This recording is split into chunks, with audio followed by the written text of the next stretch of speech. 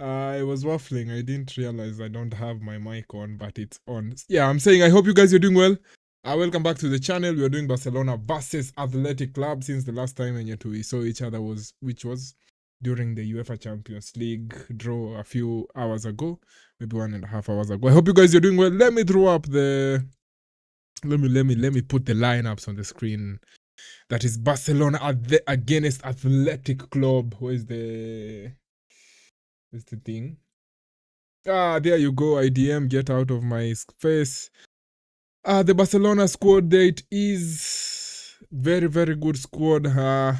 We'll talk about the change. Joan Garcia, the goalkeeper, Eric Garcia, playing as the right back. Remember Hansi Flick told Jules Koundé that Eric is considered the number one RB so far. And then Kubarsi comes in or replaces Christensen in the starting 11. Gerard Martin again. I think Gerard Martin is slowly but surely asserting himself as the left starting centre back, especially after last season's performances. Xavi Espat had a very good game against Elche a few days ago. Pedri, remember, was introduced in the last game when Gavi went off. Injured Bernal. Same old Bernal. Keep the intensity, keep recovering the ball up, and looking for the progressive pass. Gordon replaces Karim Adeyemi on the starting 11. 2 very good assists in the first game, that is against Elche. Fermin Lopez got 2 goals previously. We'll be hoping he can score some more goals tonight. Lamine Yamal, who went off with nothing after the previous game, but that doesn't shock me because I don't think Yamal is one of those players who start the season very quickly by racking up numbers early on in the system. He kind of builds up towards as the season progresses. Then we have Rafinha up ahead as the captain, leading the Barcelona boys in their second La Liga game. I hope you guys are doing well on this Thursday evening. I hope you guys had decent days. A decent day, should I say, and let's watch the game and see how things turn out. You can see Eric Garcia is talking to the players.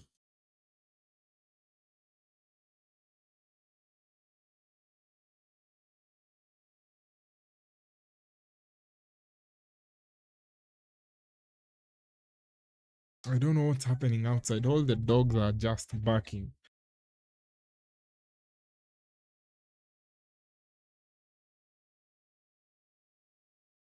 Seeing what the problem is. Yeah. Second game for Barcelona in the La Liga.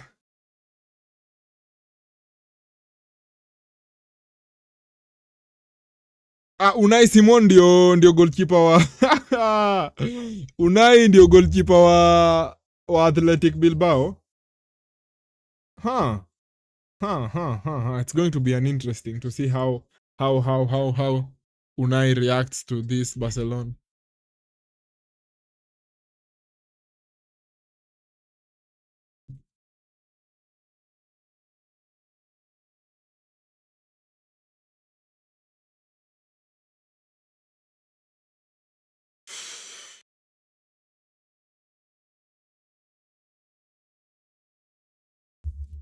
I have to start the timer eventually.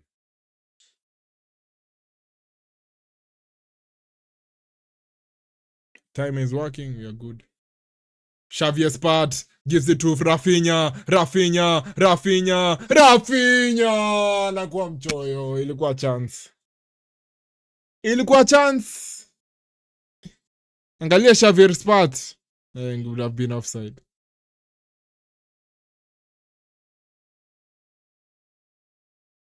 Xavi Espat reminds me of Jordi Alba.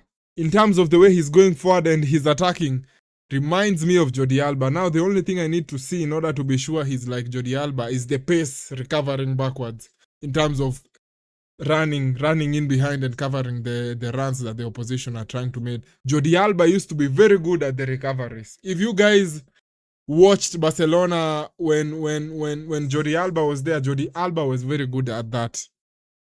You see, that alikuwa na that kind of pace that can get you out of trouble, similar to what Kyle Walker used to do back in his Man City days. Talking about Kyle Walker, have you guys seen the Man City Morgan, I can see you've sent a chat, but unfortunately my chat is not, it's not working as expected. I can see you've left a comment here.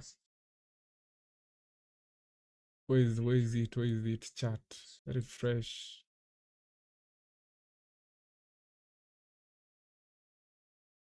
Morgan is calling me a fraud 2 minutes into the watch along. Yeah, it's working, it's working, it's working, it's working, mi amigo. It is working. It is working. Morgan, let me read the comment that you've left. I know you. Hola, soy Dora. Can you help me spot?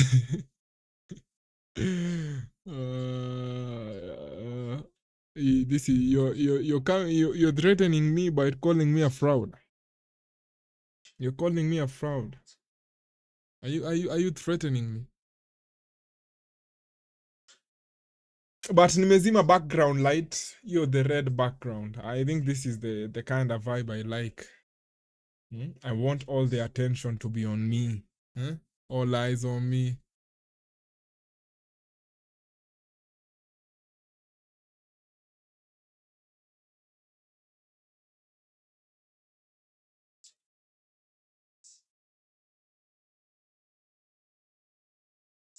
Nani left Nani? Nani left. Yeah. Ernesto Valverde left Athletic Club.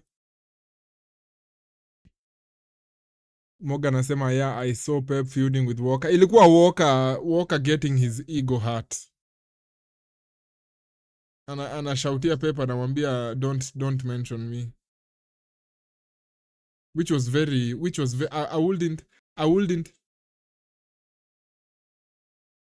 wouldn't expect that kind of behavior from a player kama Kyle Walker mwenye has been on the spot for a while, has won a lot on the spot. I wouldn't expect that kind of reaction from him. I don't know what's happening outside. Guys, give me maybe 2 to 3 minutes. I go and sort out whatever is happening. Hopefully no goals go in, and if they do, they are Barcelona goals. Let's see this attack by Athletic. 2 minutes.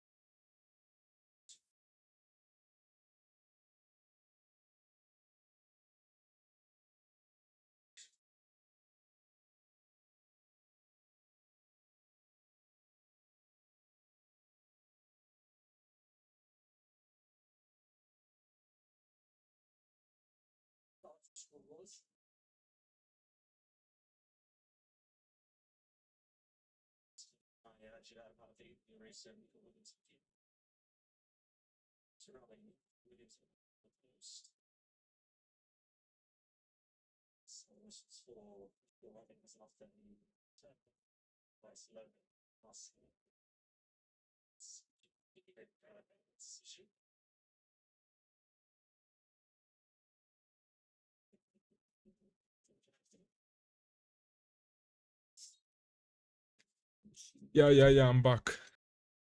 No goals from anyone.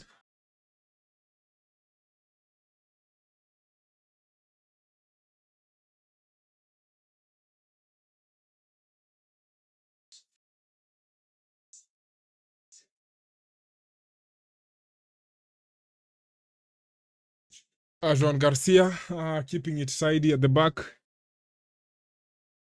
Tulikuwa nasema nini? Back to the Kyle Walker shenanigans. I wouldn't expect a player kama Kyle Walker that has won so much in the game, has been part of one of the best teams in football history, akireact that way with such a fragile ego. I wouldn't see at here. It's not, yani it's even shocking that he's won so much with Man City, he's won so much with Pep, that ndi anakuwa butthurt when Pep mentions him. It was very embarrassing, and I'm very happy with the fact that he even left the club in January. That is Man City. And I now understand why we struggled so much during that period with him as the captain. With him as the captain. There was no way we would have gotten out of that dark period easily with him. And that makes me appreciate all our previous captains. Fernandinho being one of them. Watu kama akina David Silva, Gundogan, and many others that came from him. Kazi yake kama captain si kushautia coach at that time. Kushinda unaambia coach, no, you didn't want me to be the captain, but when you umekuwa captain, your fellow players, despite whatever the coach had, maybe hakuwa na kutaka, the fact that 22 other players, they support you and they want you, hiyo in itself is inamaanisha it's Gordon ameload sana. Fucking hell. Which one would you rather? Would you rather coach wako atake ukue captain, but all the other players, they don't want you to be the captain? Or would you rather be the captain because your fellow players believe in you but your coach doesn't? Mi najua yenye nataka. I would rather be the kind of guy mwenye players wenzangu wenye nimekuwa nikiwork now, they believe in me to the point that they know the coach hataki, but they still choose me, rather than having the coach choose you and then everyone else doesn't believe in you. So Walker, you already have the other player support by the fact that they believed in you. But unaambia you didn't want me to become the captain. Yes, but the other players believed in you. Hiyo ifai kukuwa a fact, and it shows how weak he was at that time, during that period that we needed a very good leader at Man City. You see? Morgan anasema I kind of understood Walker, but you realize kama kocha hakutaki itakuwa. Yes, but it's better. Imagine we unaingia, you are going to play in a field with other 11 players, with other 10 players who don't believe in you as the captain. Which one is worse? Your players believe in you, but your coach doesn't. Ama your coach believes in you, but other players don't. Imagine being in the field with 10 other players wenye wewe ndio captain wao, unawapatia orders, but hata wataki, unawapatia instructions, they don't even want you. That is worse than having the manager not want you, in my opinion. In my opinion, I would rather the players believe in me, but the coach doesn't.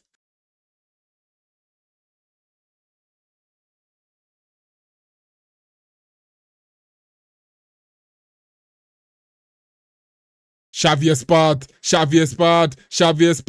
ana load sana ref. Aya, Lamine Yamal. Hizi shots za Lamine bana. He needs to watch more Messi videos.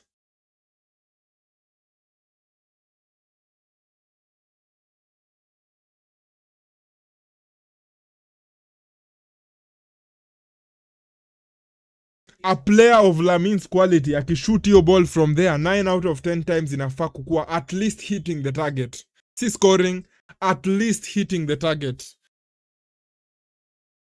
At least hitting the target. Hafai kuwa na shoot ball inaenda inakuwa nothing.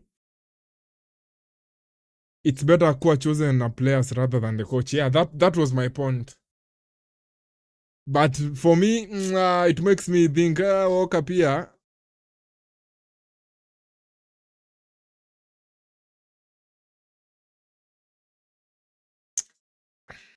I didn't like it. I will always tell you guys I didn't like it. I didn't like how he reacted to it. But it's okay. It's all in the past, and it doesn't even affect anything in our current, in our present. So it's okay. We get it.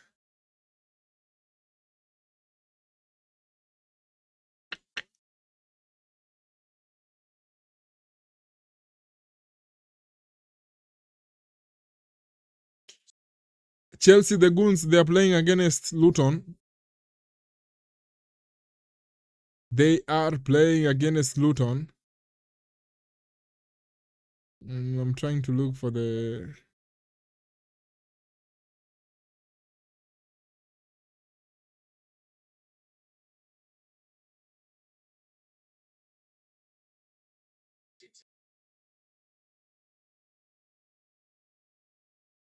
I'm trying to look for the scores za Chelsea versus Luton.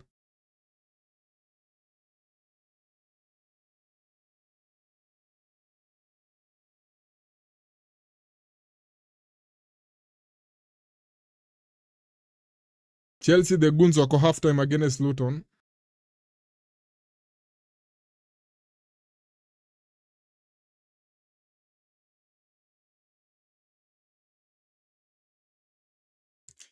Pedri bado amedye his hair. And nimeona Chelsea have agreed a deal with Aston Villa for Dibu Martinez. They've agreed a deal with Aston Villa. Why did Pep start a pity party after that? Which one? By saying what? By saying he's divorced his wife, Ama.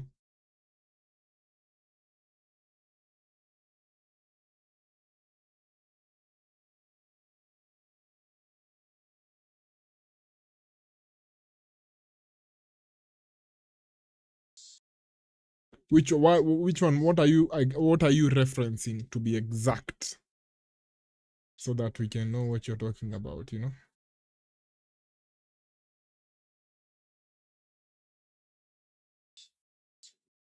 GTA 6 trailer inakuwa released leo. I'm seeing a lot of people reacting to it online. Yeah.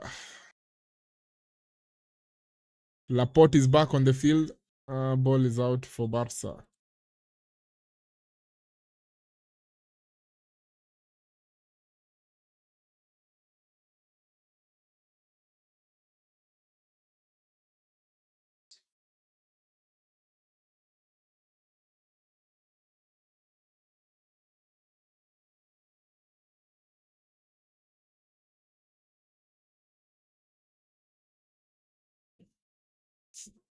Pedri, nice one.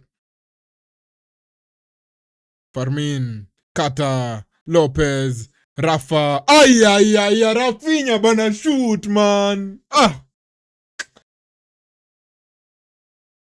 Mbona anajaribu kurudisha ball nyuma? Too much, doing too much.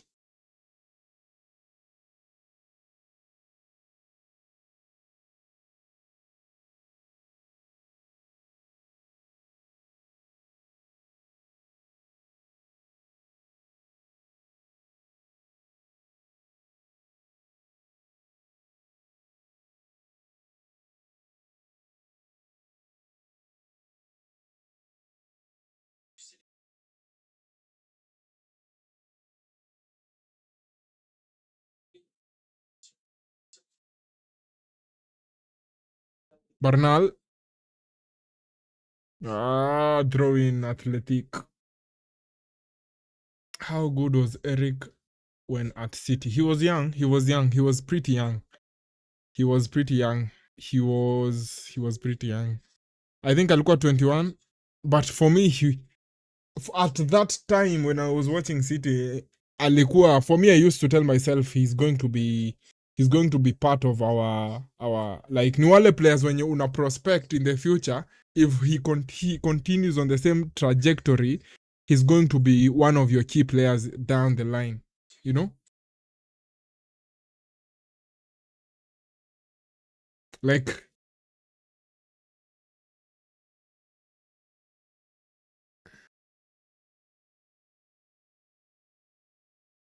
anasema no, the Bilbao Eric.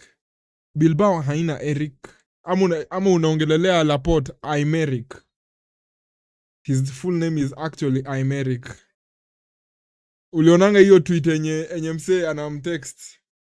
There's that funny Twitter screenshot enye a certain fan anadhani the AYM in Laporte's name, that is Aymeric. It's like unaona venye mi neza nzisha Instagram handle yangu ikiwa Lawrence. So it's like I'm Eric. So kuna mse alikuwa nadhani hivyo. But he just shrugged it off. Hakuibeba in a very difficult way. I think he actually found it funny. That is Laporte. If you're talking about Laporte, I think Laporte, he was a very good player when he was at City. Yeah, he did very well for us for a period of like, nakumbuka defense yake na John Stones back in 2018, right?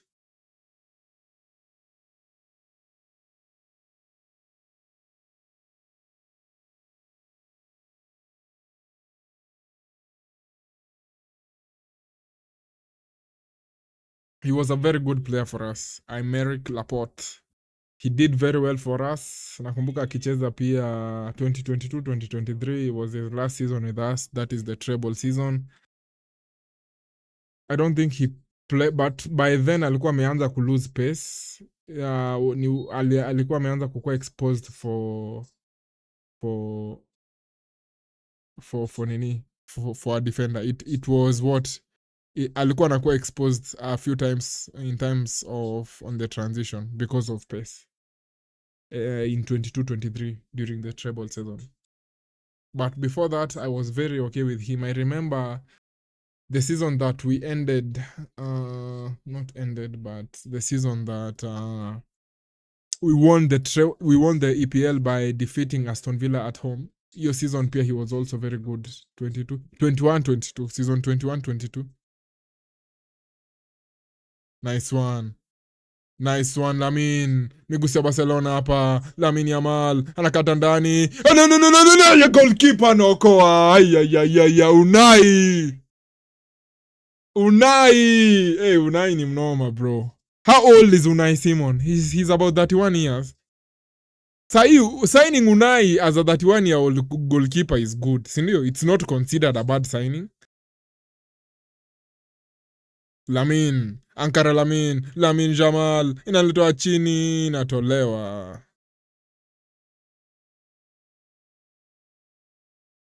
Nice one, Eric. Wait, kwani haitangu Eric? I've always thought anajita Z bro. Let me text you here. Inaitwa Eric. Unai Simon anachukua mpira. That's his actual name. That way, venye nimetype, that is his actual name. Si ati I am here yako ya I underscore, si underscore, si comma, apostrophe M. It's this way. This is his actual full name.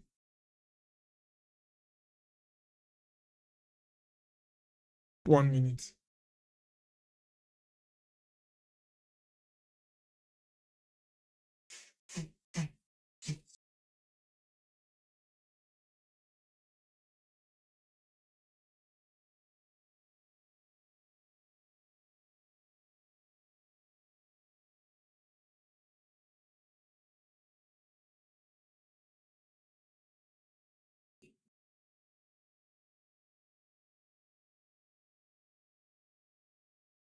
Ball to Nico Williams.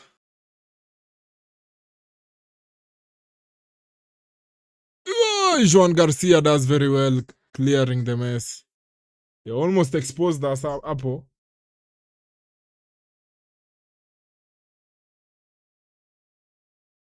Good pass there. Anaitwa by Canales.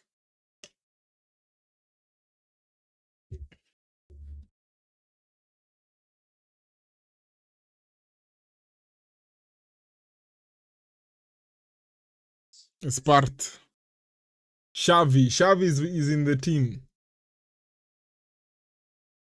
Bro, kwani how old am I? I've seen two Xavis. I've seen Xavi, Gavi, na Xavi Spart. Ank status. Xavi Hernandez, Gavi. Sahi I'm seeing Xavi Spart. Bro, those are 3 variants. I've seen 3 variants. Pedri. Espart. Pedri anaambia wase tulieni, kateni, punguzeni speed, relax. Keep it on the go. Okay, I feel like a fool. I've also seen Xavi Simons. Oh my god, Ankh status, dog. Ankh status, bro. I should start looking for what, retirement home or something. By the time I know it, I could be in the mud. Hizi offside sasa zimekuwa mingi sana. Our players are not keen. Our players are getting caught offside so many times. I don't like it because it means you're rushing to it. It means you're not anticipating. You're getting so eager.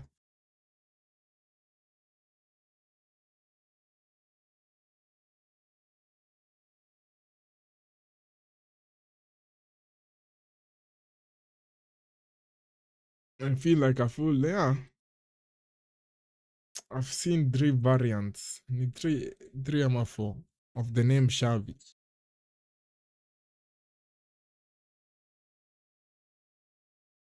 Twende miguso, Rafa. Anataka wanapatia Lamin, Yamal. Meharibu bana. Bana Lamin, if you're not concentrating bana, wacha mchezo bwana. You look so disinterested. Espart. Nice. Inaletwa. Oh, Rafinha! Pick up. Lamin! Deflected. Barcelona so close to it. Rafinha's header was a good one. Caught everyone lacking with the header there, Rafa. Oh, that would have been a beautiful goal if it went in. That Rafinha header. That would have been a stunner. It would have been a good attempt. Famin, wanafanya nini huku na Lamin?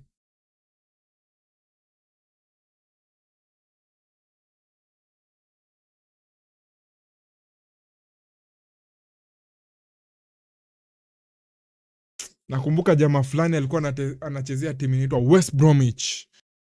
West Brom. Alikuwa anaitwa Solomon Rondon.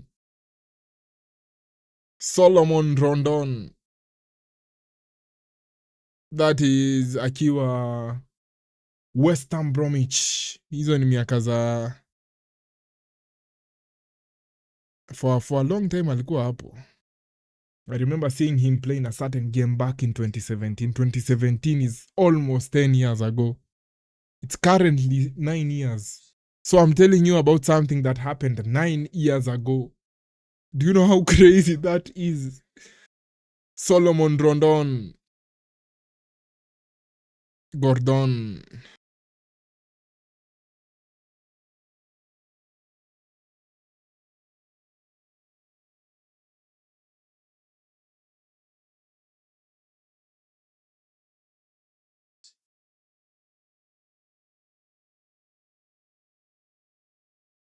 Which one do you think is more common, yeah?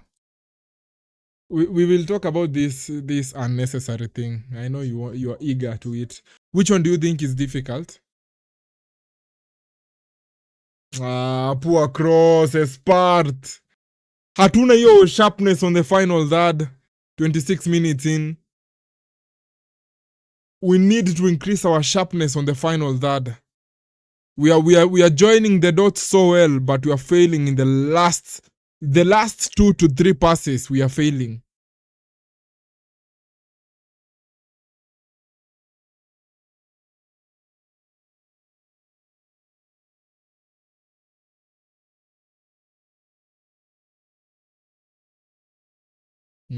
Xavier Spart yellow card. Naona hapo venye Gerard Martin anafanya mistake, he automatically puts a Spart in a very, very difficult position. Unaona ile yenye player mwenzako na make mistake, sasa inabidi wewe una recover. Si unaona Gerard Martin? Tunaona Gerard Martin. Inabidi sasa Espata amemfaul Nyaki hapo na amepewa yellow card.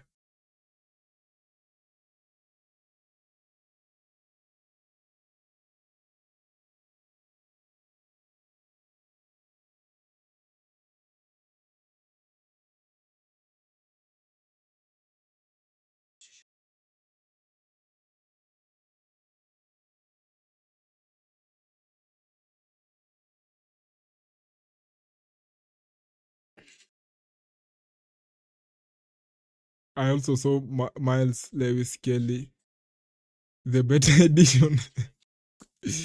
You're such a cunning person for saying that. You're so cunning for that.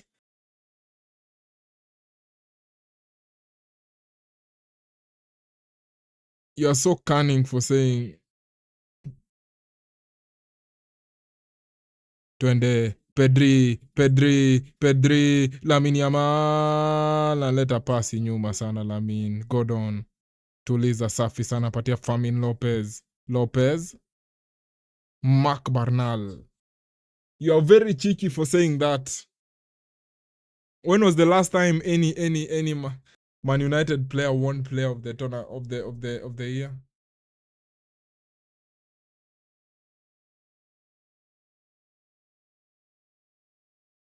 Pedri! Go, go, go, go, go, go, go, go, go, go, go, Lazo! Offside. Oh.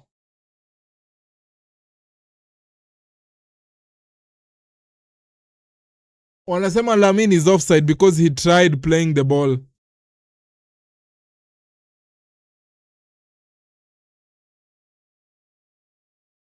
Lamine, he didn't interfere with the play.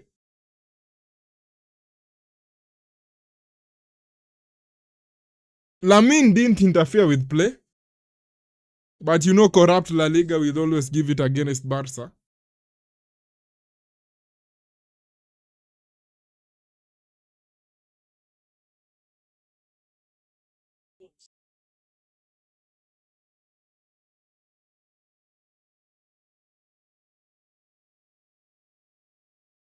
Amesema ni offside.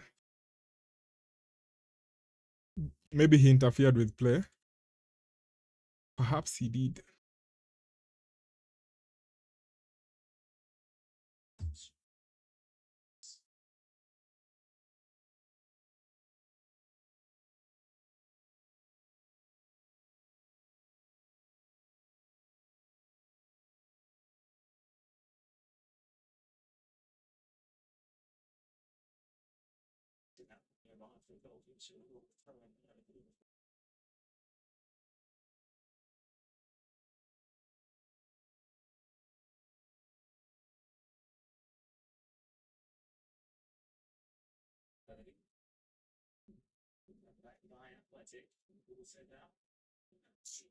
Corner for Athletic.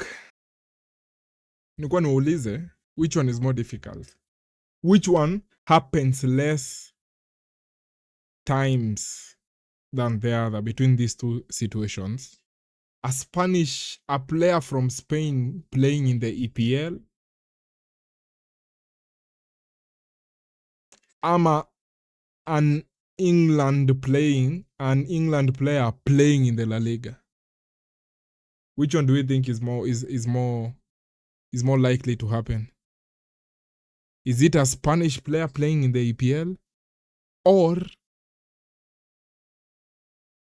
an English player playing in La Liga? I think an English player playing in La Liga is more likely not to happen compared to a Spanish player playing in the EPL. So a Spanish player playing in the EPL has higher chances of happening compared to an English player playing in La Liga.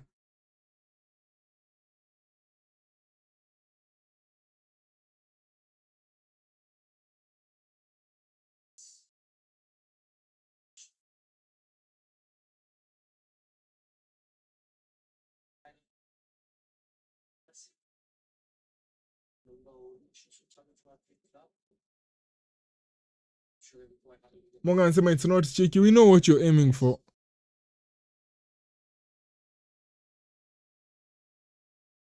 But just saying,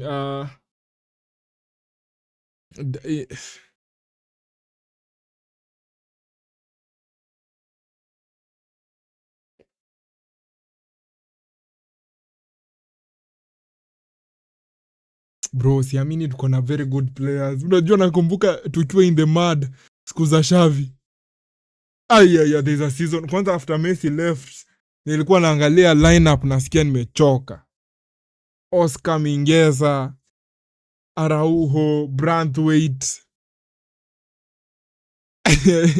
Dani Alves amerudi akiwa 38 years. Wow, ilikuwa in the mud. Woi. Akina Serginho Dest. Goodness. My goodness. Tulikuwa in the mud. We were in the mud. That was a tough time as being a Barcelona player, bro. Ter Stegen in goal. Wow. Ulikuwa unaangalia timu nzima. Ukiangalia timu nzima starting 11 unajiuliza hapa who is our world class player. Ilikuwa tu Sergio Busquets na Pedri au peke yake. Hao wawili pekee ndio tungepresent as our world class player at that time. Do you know how painful that is as a Barcelona fan? Umetoka timu yenye imekuwa ikiwin akina a few years ago mlikuwa na Neymar, Suarez, Messi, Iniesta, Busquets, Jordi Alba. Umeenda timu hata sasa unaangalia unashangaa hapa wapi ndio mbele wapi ndio nyuma. Where do you even start healing this team from? Hapa tukiamua kuanza transfers it's going to be shambolic. Alafu ukitaka kununua player hauwezi kwa sababu Barcelona don't have the finances. Purely in the mud. Purely in the mud. Tulikuwa in the mud mbaya sana. Maybe Dembele akirudi akiwa fit anacheza 6 games anapata injury. It was very disappointing.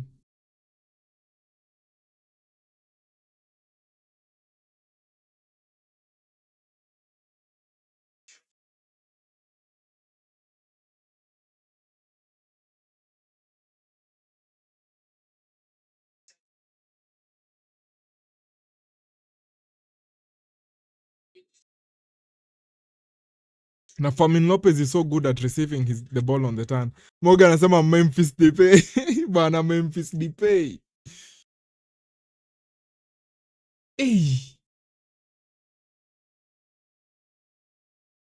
Kwanza Dest alikuwa anapiga right.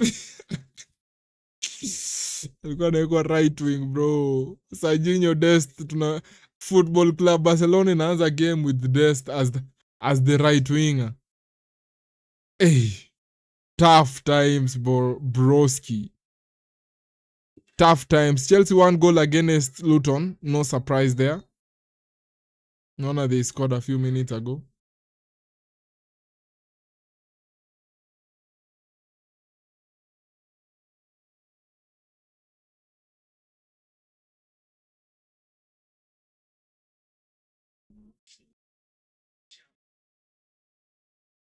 Espart. Tough times.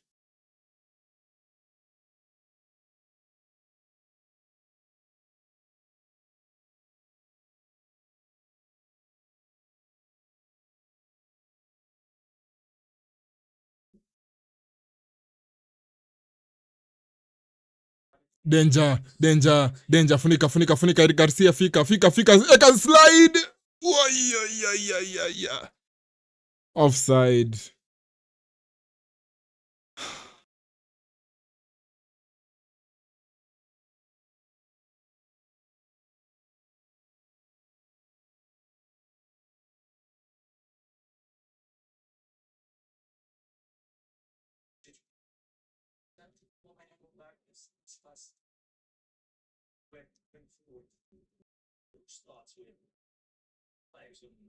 Kwanza nicheka time mlinunua. Sikia Traore. Rafinha golazo! Rafinha golazo! Angalia bao, golazo! Golazo by Rafa! Golazo!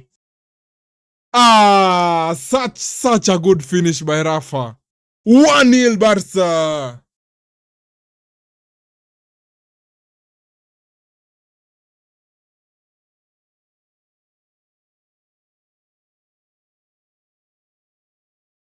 Pedri assist. Pedri assist. Angalia Pedri assist. Rafinha piga Unai.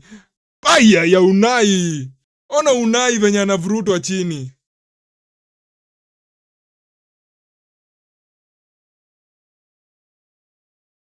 Angalia Unai venye analalishwa chini na Rafinha. Pause.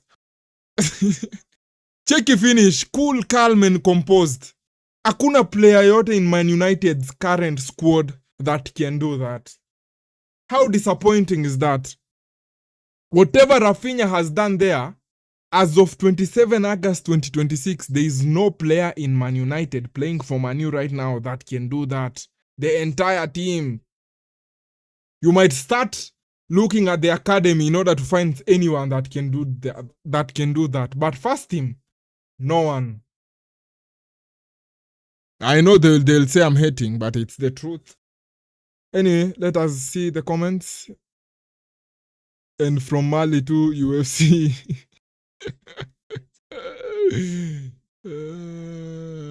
Pedri, Rodri. Nakata ndefu. Nakuja kwake Lamine Yamal. He's not concentrating. Lamine Yamal is not concentrating.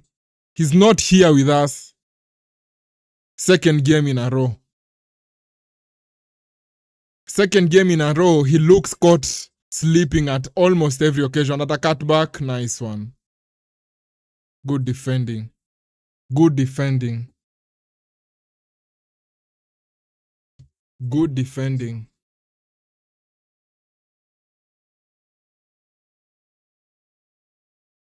Bado tunapatikana sana on the transition. On the transition, they are finding lots and lots of space.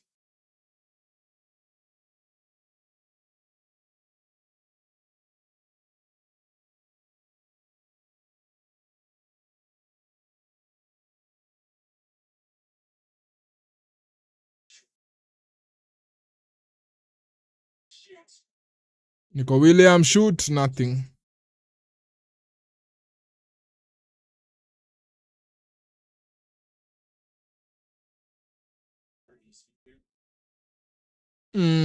Such a good finish.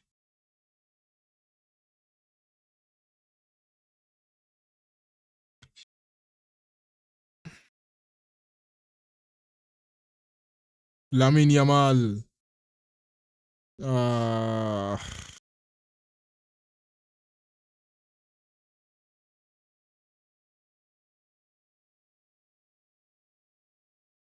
Mark Bernal does very well. Bernal, Lamine. Lamine Bernal, come on. You should be finishing that chance. Lamine Yamal, you should be finishing that chance.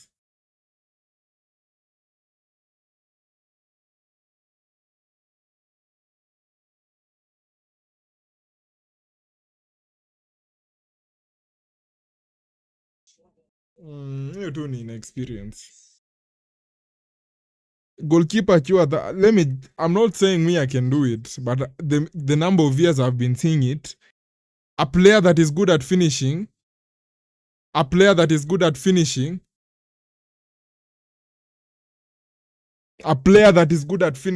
doesn't, in that position enye Lamine amepata ball hapo, you don't shoot anything upwards, unapiganga grass cutter chini, curving either side. I'm not saying I can do it, but I'm telling you, from the amount of football I've seen over the years, good finishers in that position, they don't shoot upwards. They shoot the ball downwards because they know it's more difficult for the goalkeeper to get there in such spaces. So you just have to keep it away from the goalkeeper's legs. Either side.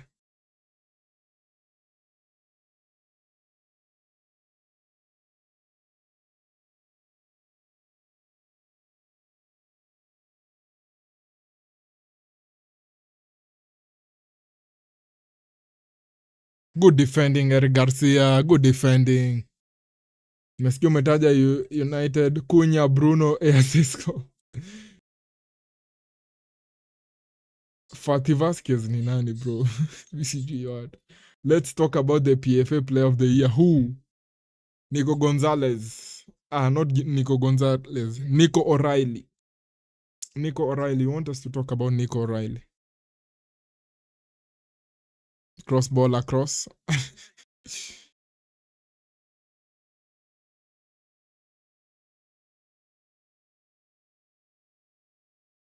Cross ball, goalkeeper. Nice one.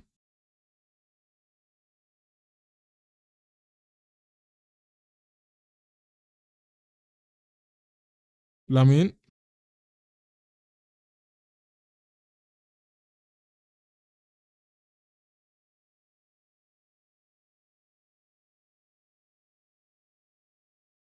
Eric Garcia.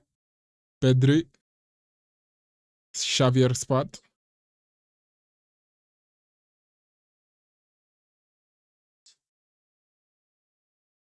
Rafinha, Eric Garcia, goalkeeper anashika. You mentioned Nico G. Nilikuwa nasema Nico O'Reilly, not Nico Gonzalez. Sasa watch Nico Gonzalez go to Newcastle and become one of their key players. Just wait and see. You see how you know how funny football is.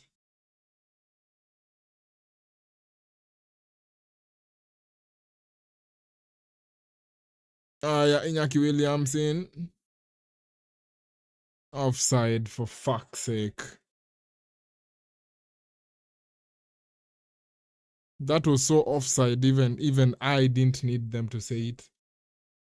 Nilikuwa nawambia, just see how football is so funny. Nico Gonzalez will go to Newcastle and become a very good player after spending 1.5 years at Man City.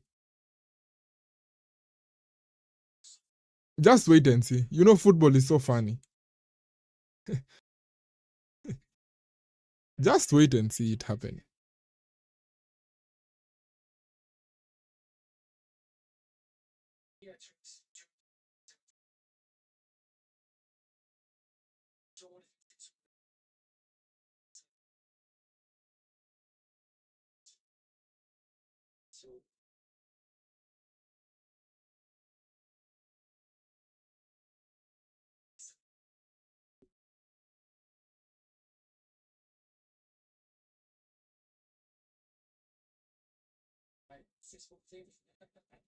Rafa in for a corner.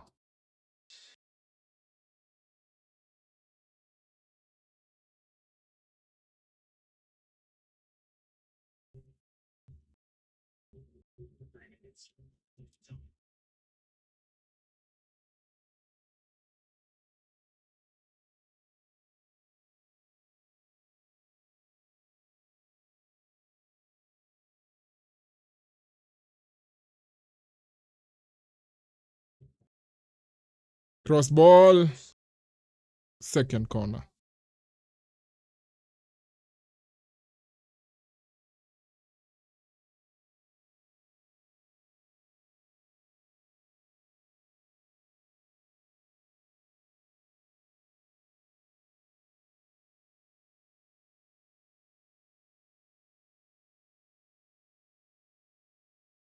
Wonderful football up a corner for Barca.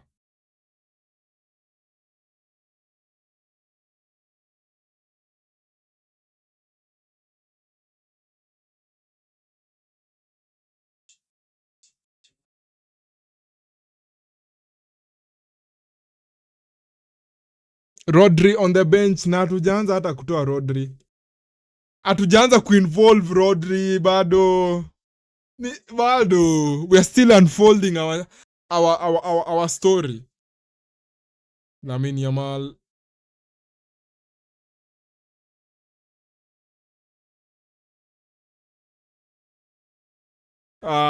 Faulaji ref.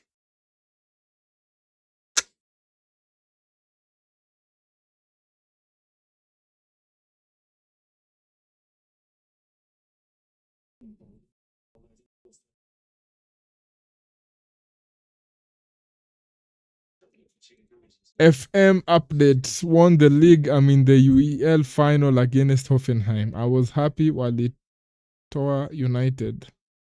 They've eliminated me in the FA League Cup despite playing poorly. Mse, kwani timu yako ni gani kwa FM?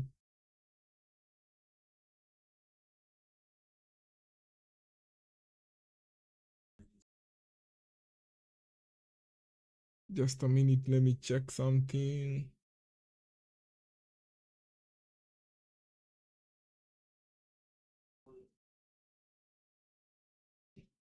Checking something.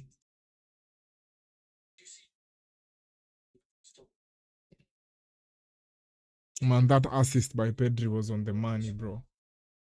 On the dinero. On the dinero.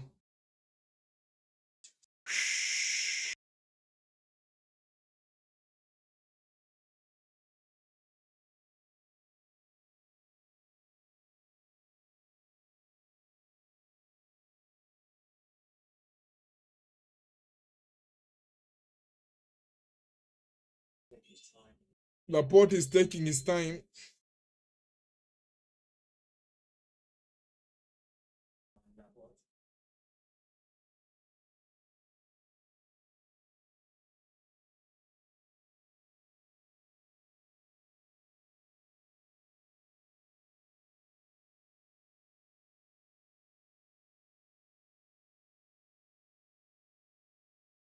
Oxford, yeah. Joan collects it.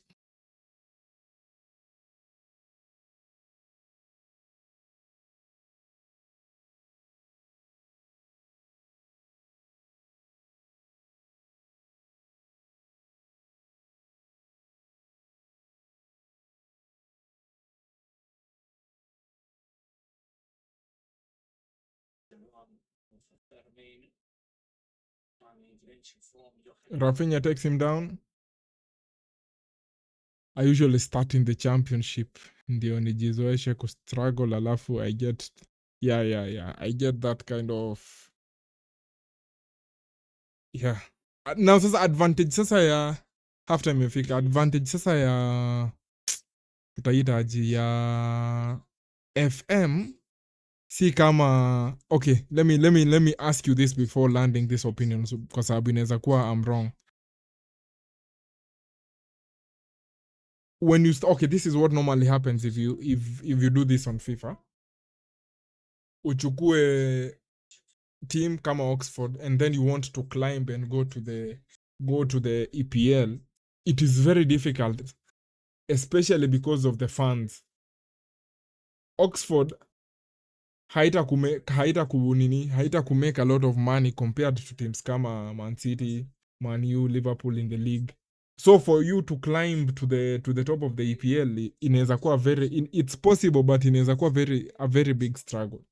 Is that the same thing on a scale of 1 to 10? How difficult is it for a team to move from the championship to the EPL in FM, that is Football Manager? Mi sijacheza Football Manager, so maybe you can tell me. Answer that as before I think of landing that opinion. Yeah, before I land that opinion. Kwa sababu nilikuwa nataka kusema that is easier on FM than on FIFA. But sasa I need what I would like your opinion on it before I say that. Barcelona halftime against Athletic Bilbao. Barcelona leading 1-0 after a very wonderful goal by Rafinha. Rafinha pumping on all cylinders. Very, very, very good goal by Rafa.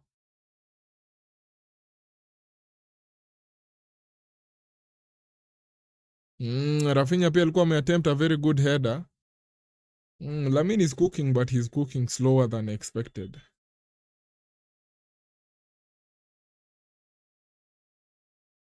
And then is this how the goal came about? Nah, this one, Lamine alikuwa offside. Oh, this was the offside goal, the Pedri offside goal.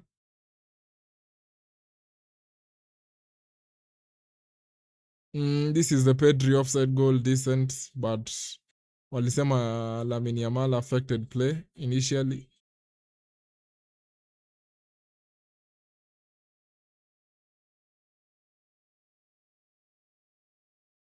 And then Pedri running with the ball in this position. And then he just passes it to Rafinha. Rafinha with a very good control, puts the goalkeeper down, goes around him, converts it very, very magnificently for Barcelona's first and only goal in the first half. This is good football by Rafinha. Buenos football by Rafa. And then Bernal recovering the ball, passes it to Lamine. Should he have passed to Gordon? Perhaps. But I guess we'll never find out. Morgan anasema, of course it depends on which team is it. Ukichukua Southampton, Leicester, West Ham, you'll get promoted at a canter, okay? But unafanya tu some more recruitment, alafu better stuff, and you can mount a challenge for promotion. you can mount a challenge for promotion. Very, very, very, very good way to explain it. But okay. But utafanya tu some recruitment, alafu get better stuff. You can, okay, let me read it. Anyway. On a scale, wacha tutumie hii, kwa sababu hii itafanya ni form opinion sasa better. On a scale of 1 to 10, how difficult is it for you to do that with Oxford?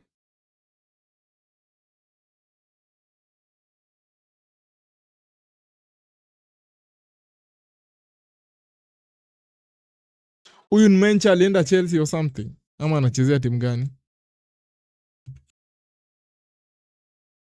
German footballer. Bado ako Dortmund. Why is no one picking him up? If he's this good and he has talent.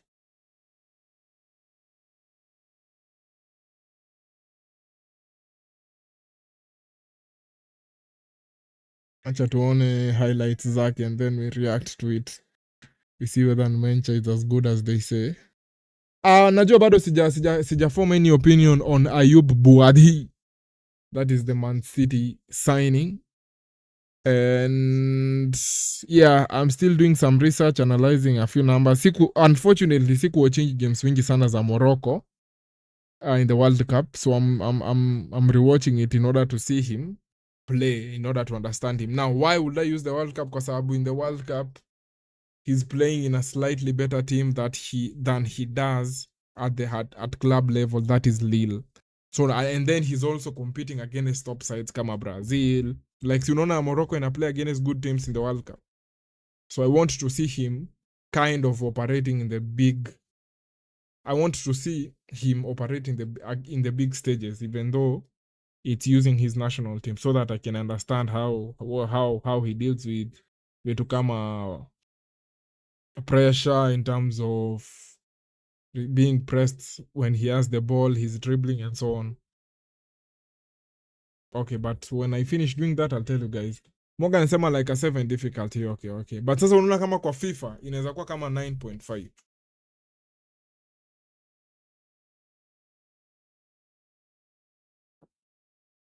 But here conversation will have it further. There's many things, but because I'm him, I'm that guy, I'm the only one that can see John Cena.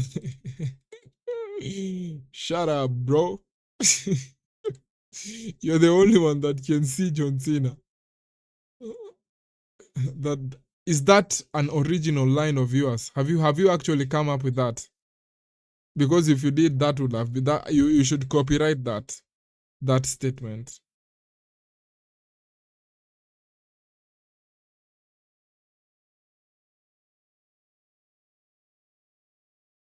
So last season Mencha alipata 46 alicheza 46 games and he had 9 goals and 6 assists. 6 assists. 6 goals, 5 assists. Okay.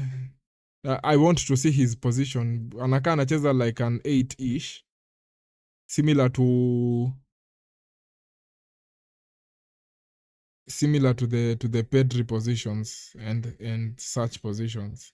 Slightly behind the what do we call him? Slightly behind the attacking midfielder, but ahead of the defensive midfielder.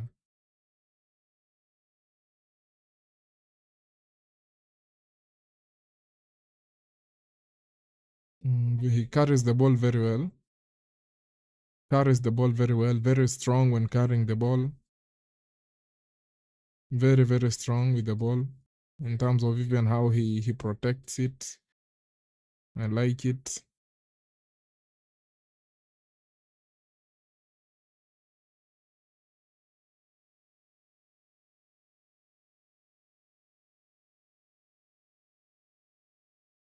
Good assist by him. He also looks like a very good fast touch, which you obviously have when you're playing in that kind of position. Unaona hii position enye kama Pedri anacheza and many others in their respective teams, hawezi cheza hiyo position if you don't have a good fast touch.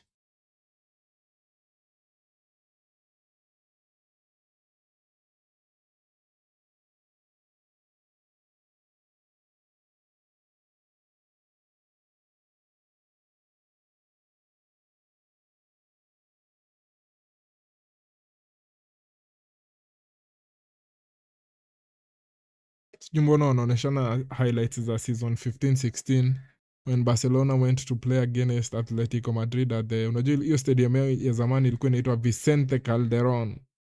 I remember playing a few Laliga games there on FIFA 16. So they were showing the highlights of that actual game when Neymar decided to suffocate Atletico Madrid. He even went on and scored a free kick. Anyway, we were watching Nemencha.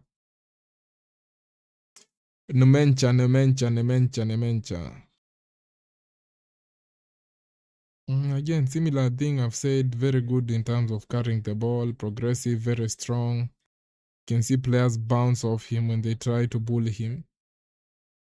Good fast touch. He's a good player. And they also played against Man City. That is last season.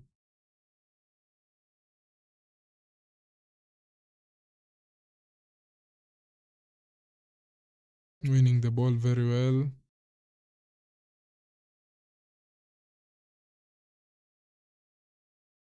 Solid player. Munga anasema noni ya KSI. But if you copyright it ahead of him, when ndio utakuwa unai-own. If it was an invention of something, tungesema a patent. But sasa it's a statement. It's a word. So you should copyright it. Yeah, Nemencha, very good player. Good player. Very good player. But sasa in order for him to succeed, okay, in order for him to have impact in your team, this is my opinion, you will have to, unajua kuna wale players wenye una bring on to your team in order to be like waanzishe, how do I say this, like ni ule player mwenye you can only have him in your team if your team is is good to a certain level. Sijui kama hiyo ni understandable. I hope it's understandable. Like you can only have him on your team if your team is good ama kinda good. Like ni hao watu wenye tunaweza sema ni cherry on the top. You will first need to have good players in other positions. So if you sign him as the first one, unaweza umia, but if you sign him as the last piece of the what, the last piece of the team, it's okay with him.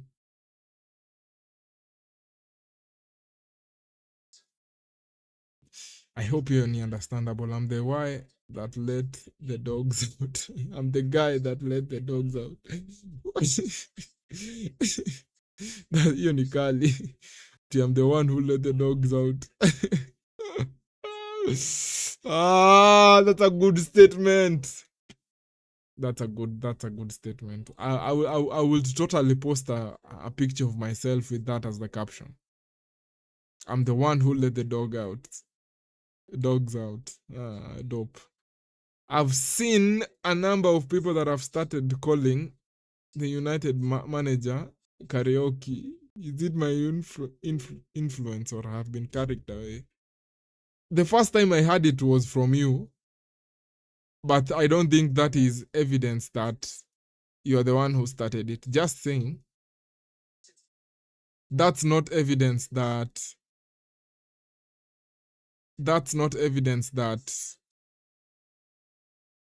you started it. Perhaps you might argue that point, but if you could prove it to me, I will support you in copywriting it. Rodri warming up. I think he should play the last 5 minutes. Considering he started doing group training 2 days ago, I don't think we should be so eager to throw him in. I think he had back surgery. He was having issues with his back during the World Cup. And I think he had back surgery. That is Rodri. You know?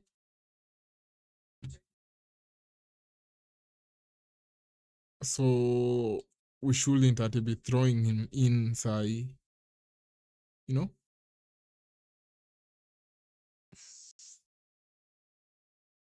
I should probably copyright this. Promise they ain't going like this.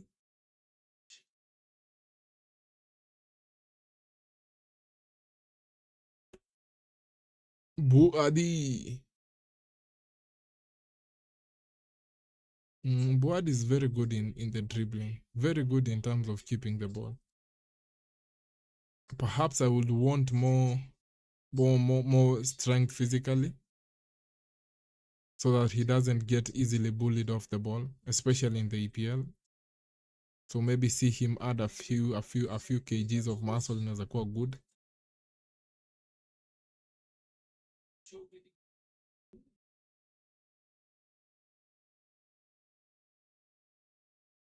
Lovely.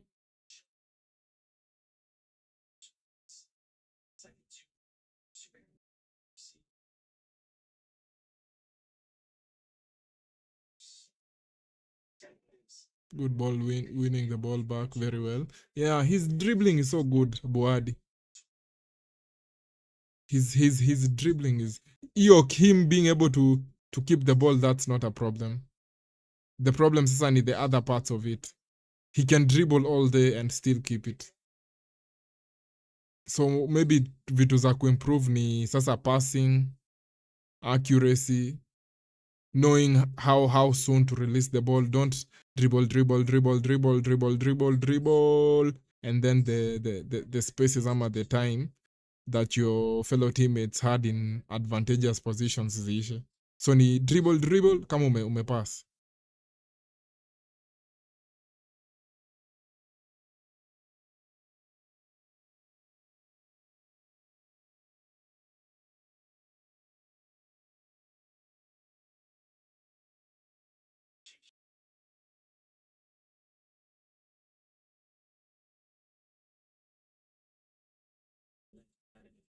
He's very tall, meaning he can do those interceptions very well.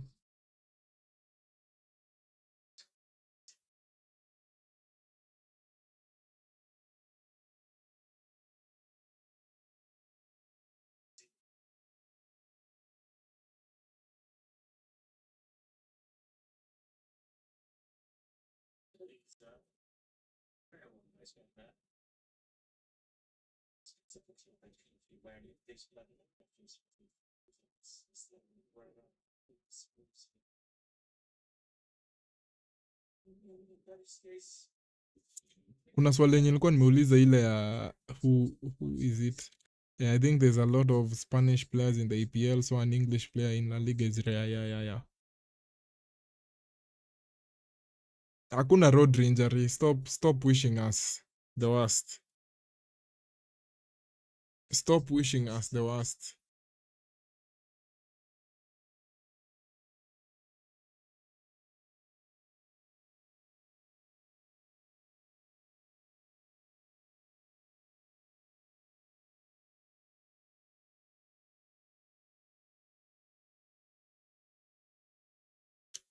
Rodri getting applauded by the Barcelona players as he starts warming up.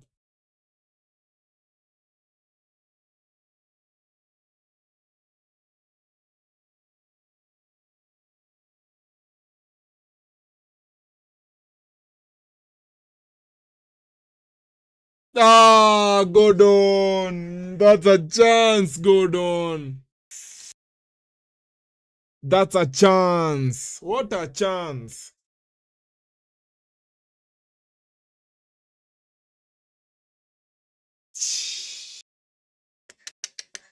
Hajapata ame strike it too fast. Ilikuwa karibu iko on target, would have been a very good finish. Would have been a very good finish.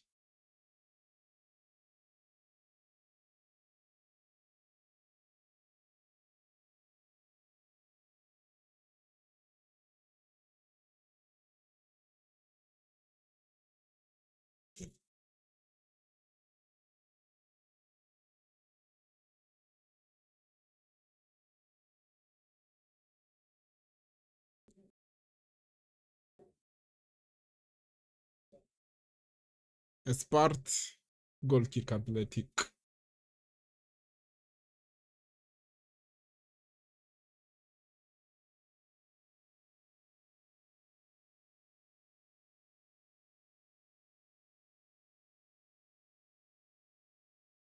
I have been noticing all Argentina players getting bullied in EPL patches. Say no. It's finally paying off. You're finally seeing the fruits. How many years down the line? 6 years down the line. So in the way you're seeing the fruits of that campaign. Okay. Ah.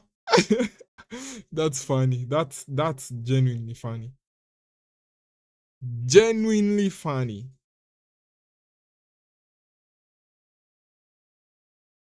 Oof.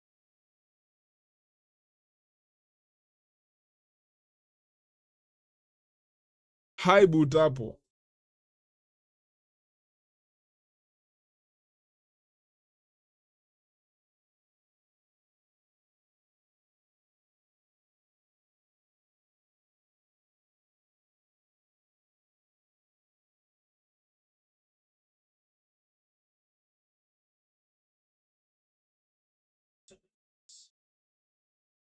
Rafinha, lack of awareness. Ay. Hapo one good first touch, you're in. Ah. Hapo one first touch ikikuwa on the dollars. Are you in?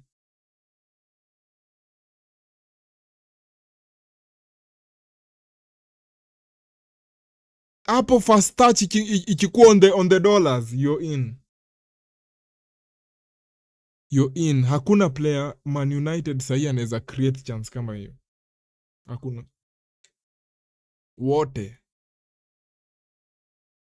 Hiyo chance enye Xavi Espata amecreate for Rafinha, ukiambia players wa Man U wajariba hiyo, wanaanza kupata injuries. Ma ACL zinaanza kukua taunt. Wakijaribu kupass ball hivyo. 9 months o'clock. Wanaanza kuambua 9 months o'clock. Wanaambua 9 months o'clock.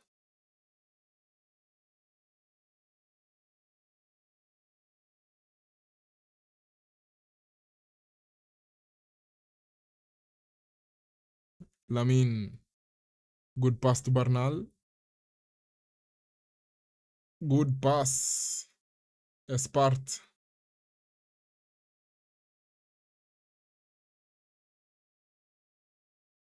Bernal.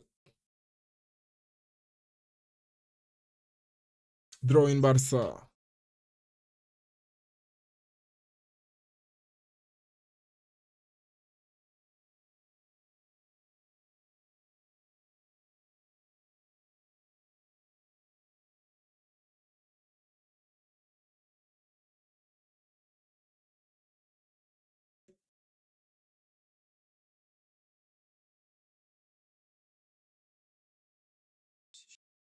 Bernal shoot. Ah, me overload pass Bernal, man. Bernal, you can see hapo kuko na a bit of inexperience hapo. We will work on it. We will work on it. Hapo player akipima tu hiyo pass vizuri kuja kwa hiyo fit. Mwah. We are in. But he'll work on it. I know he'll work on it. He'll sharpen that skill. We have the best creator in history. 21 assists in a league season. Messi used to skip training to watch Fernando.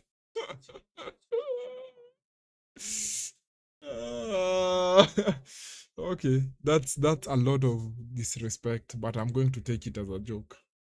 I don't want to be offended by jokes. Hiyo ni joke. That's clearly a joke, huh? I mean, no one can think like that, huh? It's clearly a comedy skit. He's trying to pull one on us. He's trying to pull one on us. But we know how funny he is, so we'll take that as a joke. We won't even try and take it as a fact. We know that can't be a fact. Huh? Reverse psychology kind of thing, huh? Ignore your comment. Ignore that comment.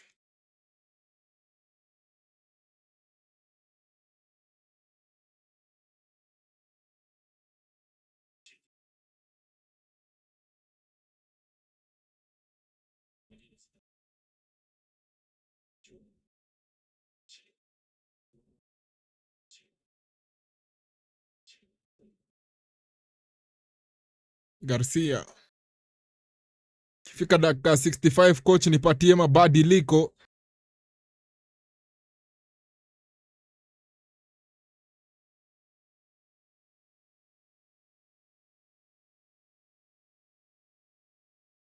Very competitive team this season.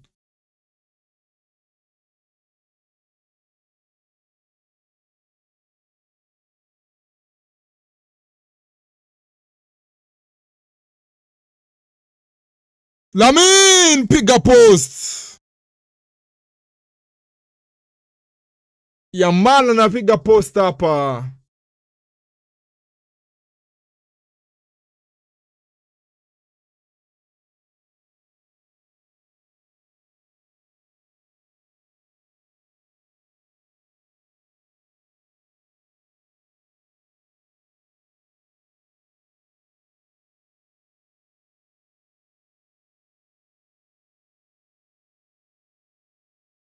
Goal kick.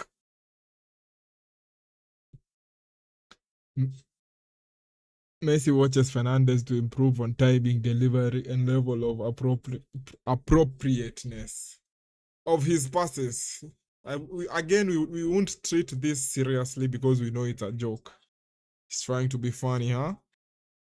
I mean, no one can think like that, right?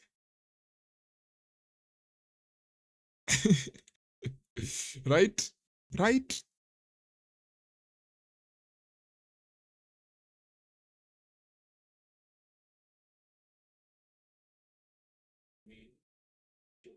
If this week we didn't have any football at night, we would have been doing some gaming, some cool gaming, driving.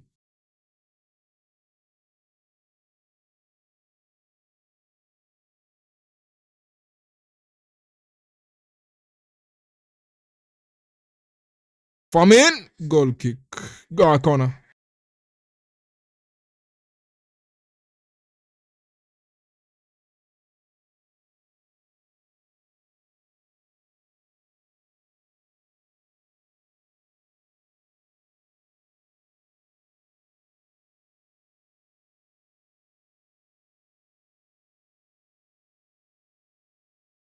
Corner for Barca.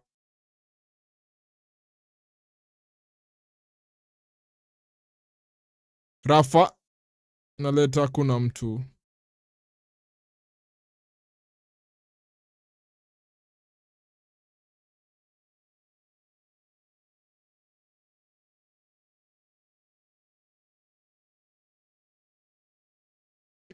Ball to Lamin. Draw in Barca.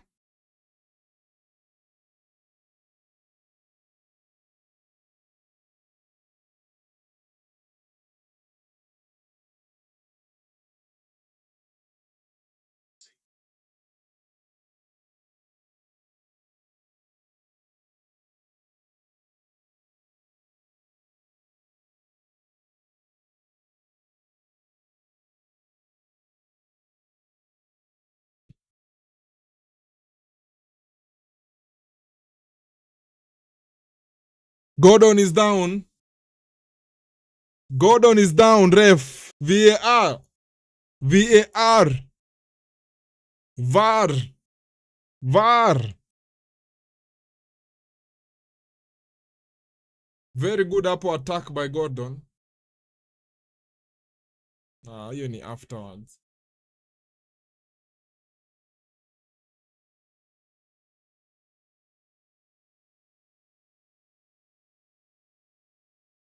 There's contact there, ref.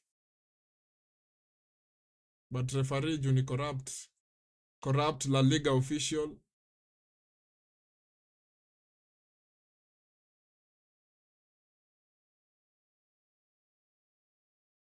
Because he's a fake corrupt La Liga official, he won't even go to the VR to check this.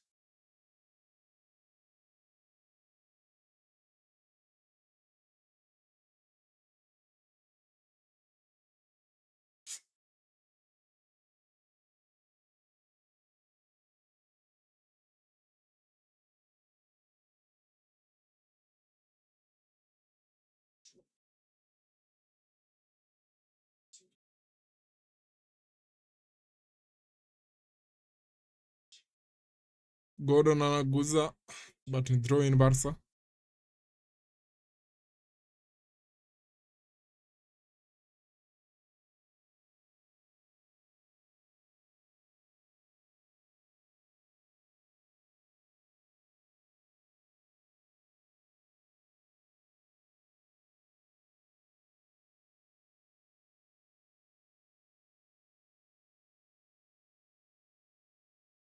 Bwana coach, leta mabadiliko.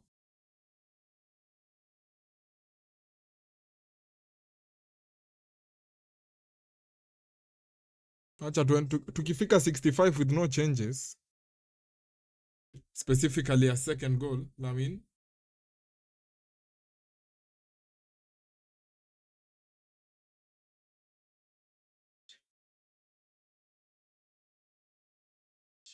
Sparta anapiga.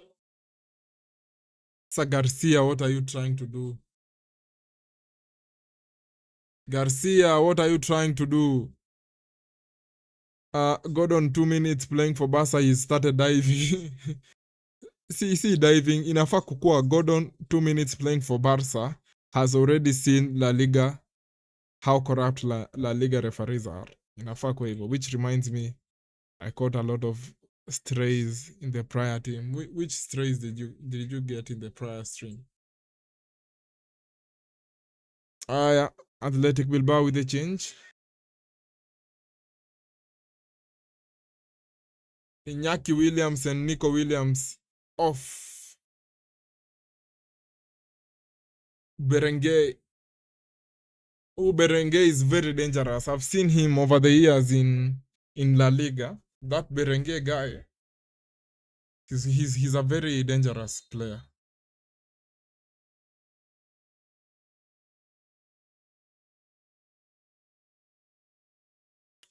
Aya, Rodri na Dani Olmo anajiandaa.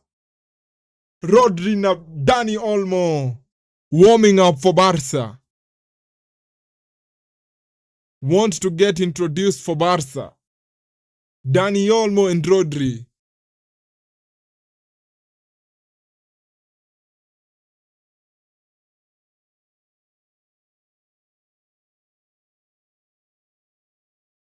Draw in Barca. You accuse me of not being a Madrid fan. Yes. And I don't even think that is something I should forward any evidence on. I don't think I should even try convincing members of the jury that you fake being a Real Madrid fan. I think that is something we all see and witness every day.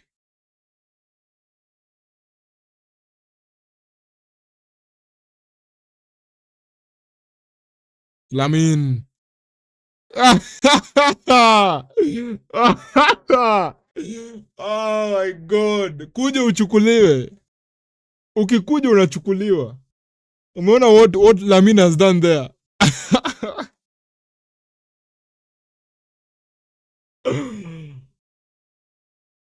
Ukikuja unachukuliwa. Ay, ay, ay, ay, ay. Ay, ay, ay, ay, Lamine Yamal. That is such a nasty skill.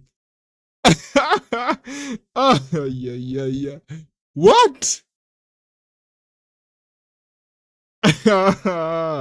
That's a dangerous skill to pull out.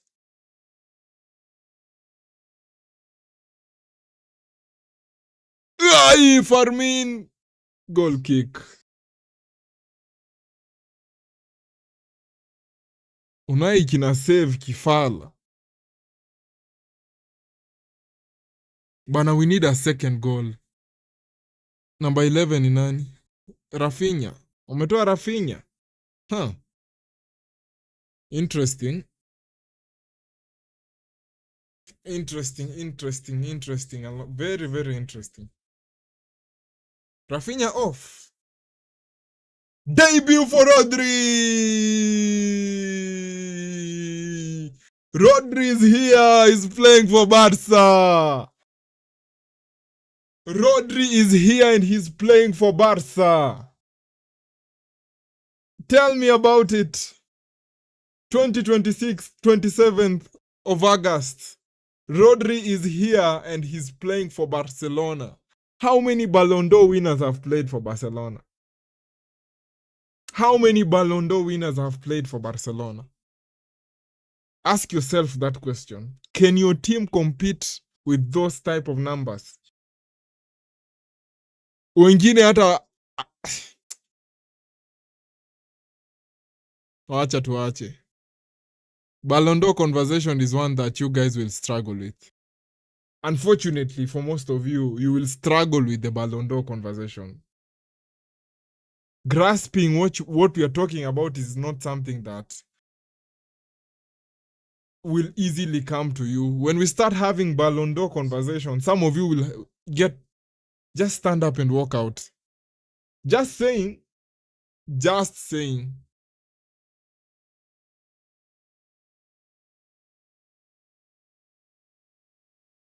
Considering your football clubs. I know that is going to hurt a lot of people, but it's the truth. Let's look for something else.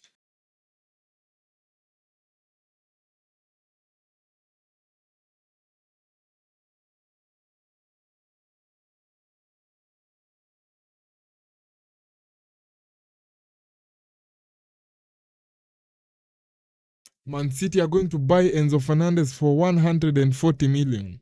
For fuck's sake.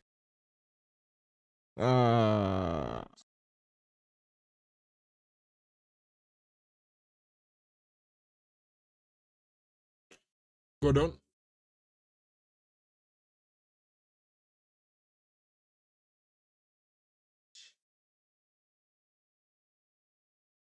Farmin. 140 million surely for Enzo Fernandez. Man City, you're moving venye Barcelona walikuwa na move after losing Neymar with the amount of money you're spending here. And we all saw how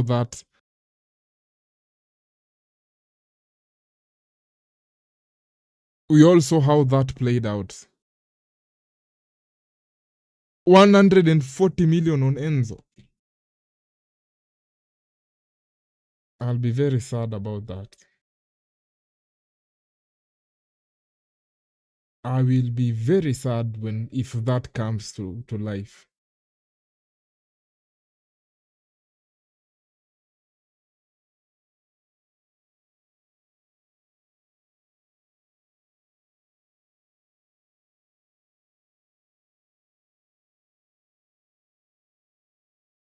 Danger, danger, danger, danger. Nice one, Eric. Nice one, Eric Garcia. Nice one. Offside though.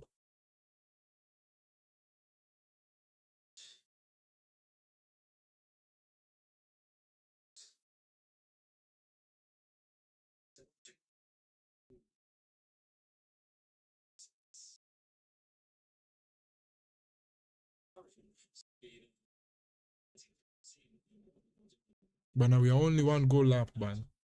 We need something more.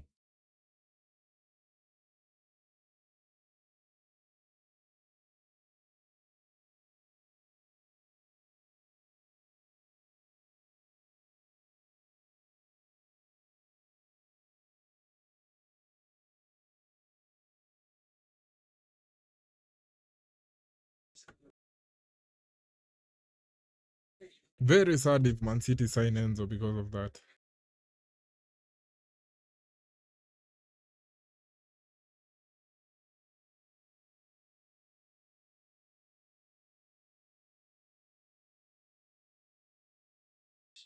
Corner Barca.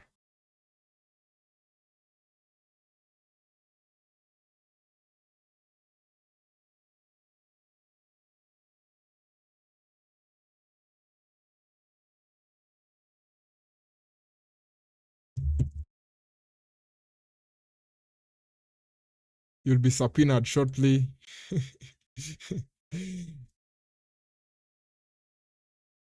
Ooh, Lamine Unai sees it. Some of the worst Ballon d'Or winners have played for Barca.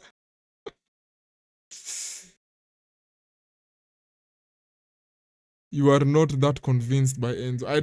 I think for that amount of money that amount of money for Enzo Fernandez, it's not, for me, he's not worth 140 million.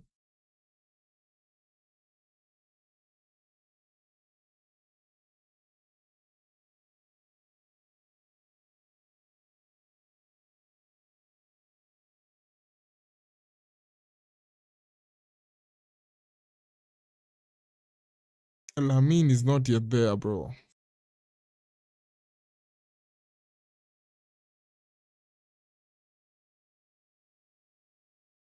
Enzo Fernandez for 140 million upon. Do you know?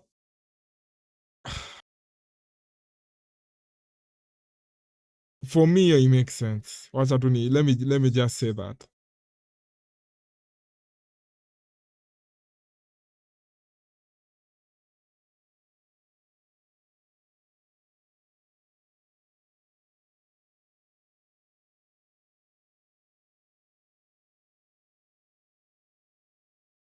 The prize is huge for sure. I'm not sure how Chelsea.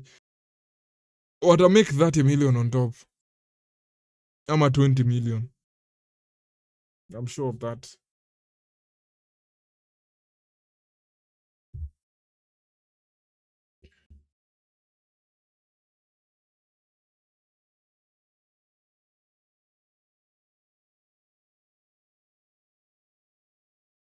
They're going to make a substitution up. Bilbao.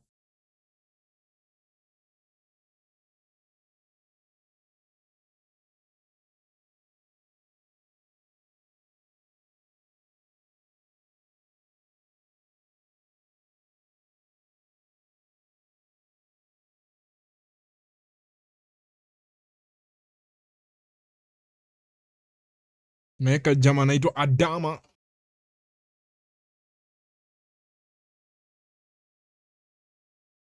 Ale, ale, ale. Ale, ale, ale. Ale, ale, ale. Ale, ale, ale. Ale, ale, ale.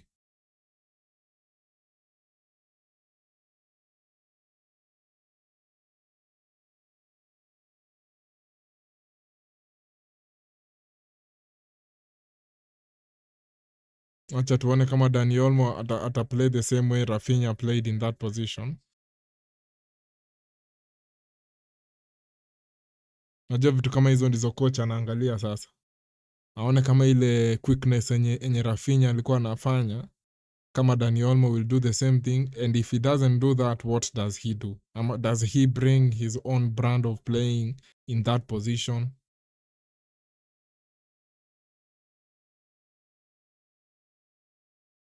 In the same way, in a few minutes utaona Adeyemi anakuwa substituted on perhaps for either Lamine or Gordon. Akiingia pia yetu tunataka kuona what does he contribute.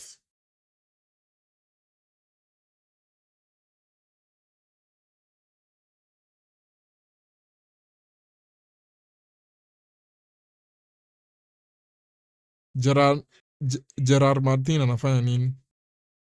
Recovered well though.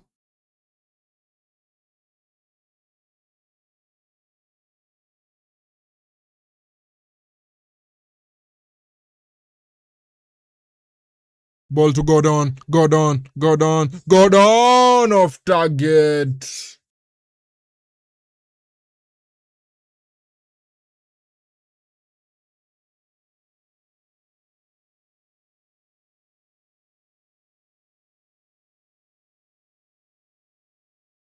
Corner.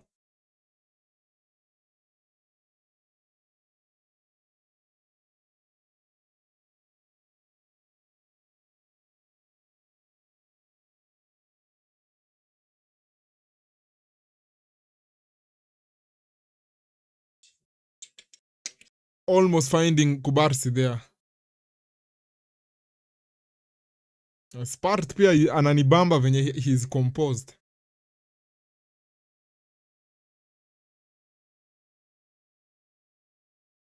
Imagine tuko na Balde in that position.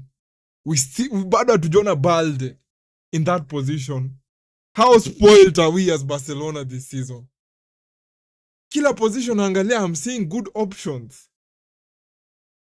I'm seeing good options everywhere. Inshallah ibaki hivyo.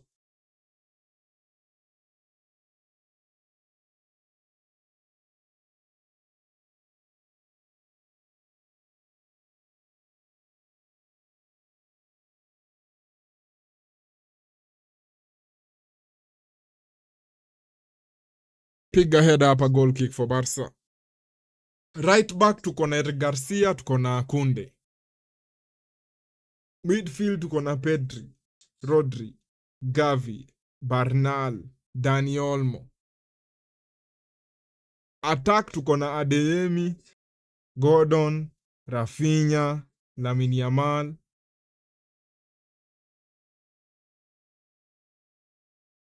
We should be very competitive this season. I'm hoping our players remain as fit as possible. Wasikue hurt with injuries or something.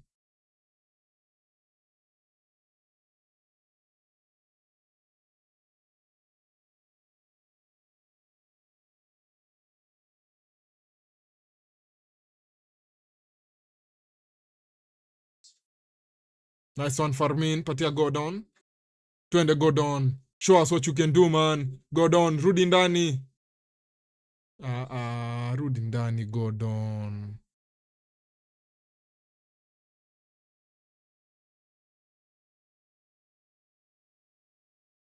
Gordon.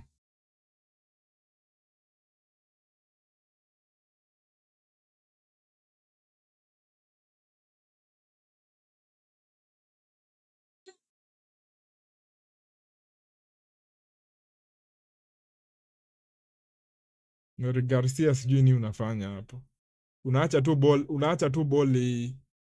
Unaacha tu mse akufauli hivyo without angalia. Piga post hapa. Morgan anasema tutatafuta inside man. Speaking about injury, Ahmad's injury wasn't serious. 6 weeks ni mingi, bro. 6 weeks ni mingi. 6 weeks ni mingi, bro, without playing. Do you know how weird that is for someone?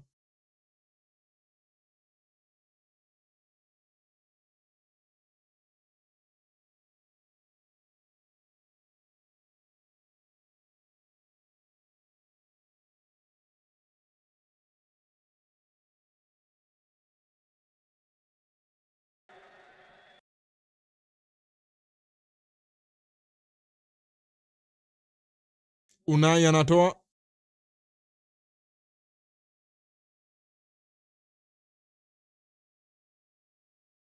Garcia is there.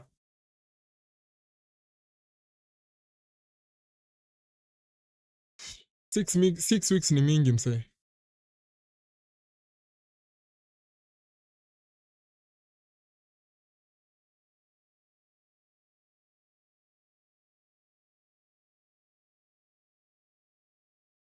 $75, 76 minutes on the clock. Barcelona preparing more changes. I can see Kunde and Adeyemi.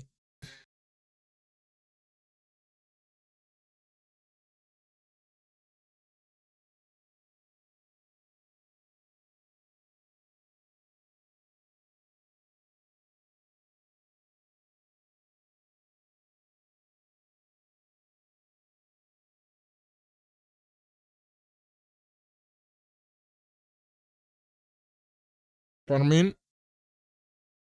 I need a second goal, guys. I need a second goal. I need a second goal, guys.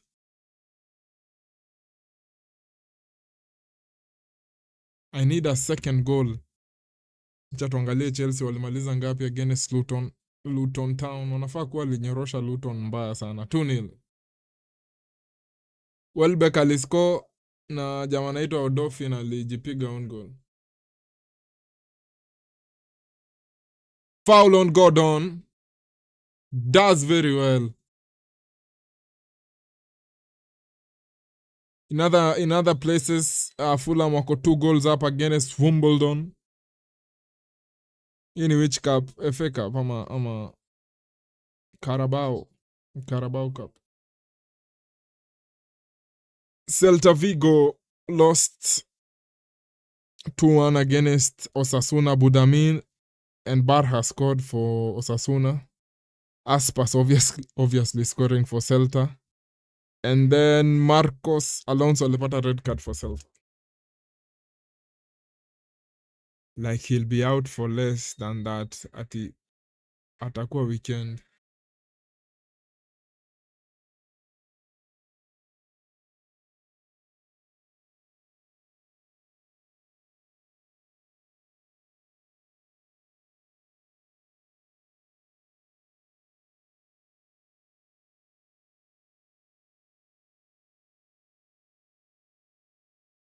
Offside hapo Kubarsi.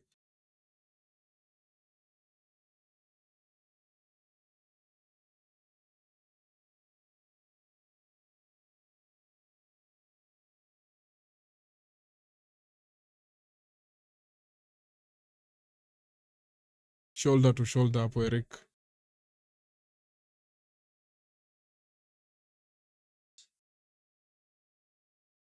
Unai ana save bana, fucking hell. Unai, unajua Unai Simon at 31 years. Like signing him at that age si mbaya as a goalkeeper. I don't think so. I'm the only one thinking that. Considering how many top teams need good goalkeepers. Huh? You feel me? Na sijui mbona major clubs haziku learn from it after Euro 2024.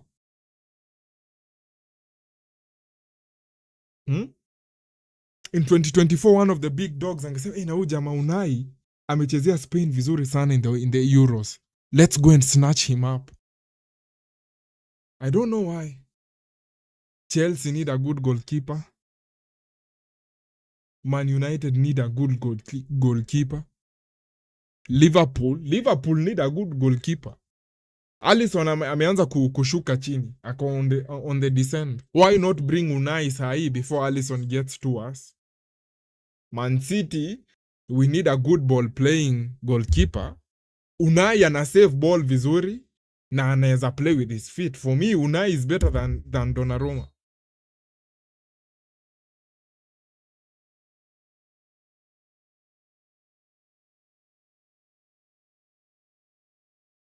It's not a corner, it's a goal kick. I know it sounds bad as a Man City fan saying that, but I would, if I was told choose between Unai and Donnarumma, I will pick Unai. Unai Simon. By the way, Chelsea wamesign Martinez. Yeah, I saw it. Emi Martinez for 7 ni 1.7 million ama ni 17 million. Acha tuone. 1.7 ama 7. Nilikuwa nimeona hiyo transfer a few minutes ago.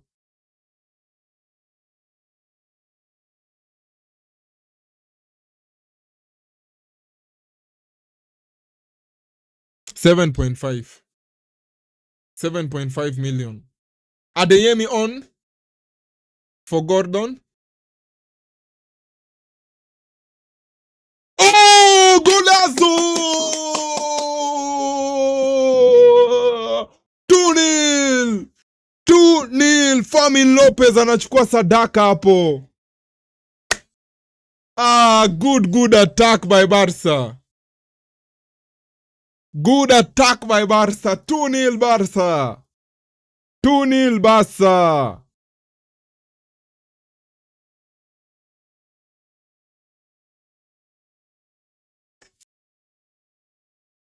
Good goal by Fermin. Good goal by Fermin. Ke golazo. Anachukua sadaka hapo. Adeyemi pushed very well. Receiving the ball, head down, attacking direct. He brings the ball in and then that causes the chaos. Unaona the moment Adeyemi amecut your ball hivi niko like shit. Kama tungekuwa na striker mwenye number 9 hapo anaokota tu hivi. Because nilikuwa naona defender ataifikia before Fermin. But the defender makes a mistake and Fermin takes it.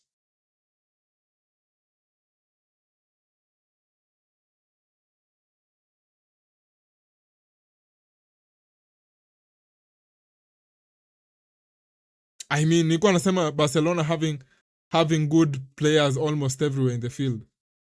I mean, angalia goalkeeper mwenye tuko nayo, how good he is as a goalkeeper, Joan Garcia. How good of a goalkeeper is he? This season we have to be very competitive, Barcelona. Out of how many trophies are we playing for? La Liga, Spanish Cup, gani ingine? La Liga, Copa del Rey, Champions League. These are how many trophies? 4 trophies. I want at least 3 from there.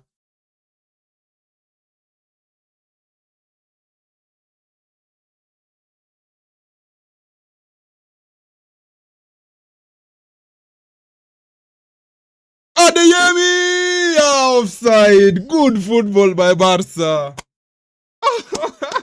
Good football by Barca. Lamine is playing well. As much as I'm saying he looks disinterested, he's playing very well. Very, very well. Angalia pass. Pass by Lamine Yamal. Out of the boot. Cross. Adeyemi should have scored from there, broski. Should have scored that one. Even if ingekuwa offside, it could have been a good thing to see. Hiyo ni offside ref. Hiyo ni offside ref, huh?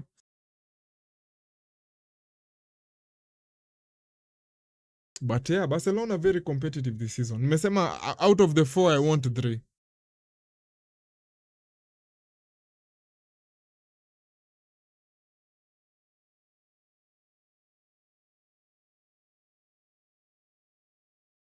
Aya, Pedri off, Cancelo on.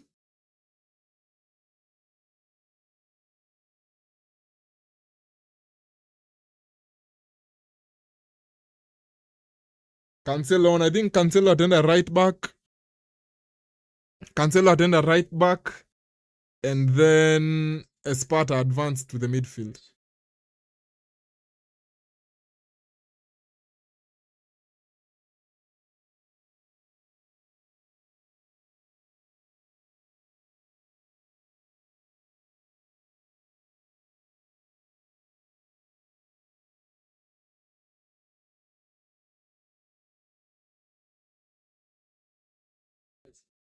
Dani Olmo.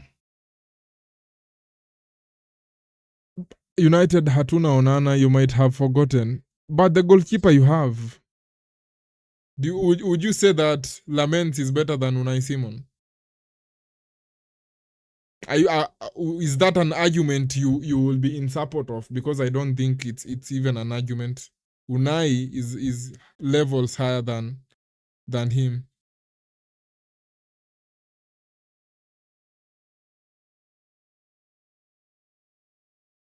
Unai for me is a very good goalkeeper. Very good goalkeeper. But teams zote zimemsahau or something in some crazy way.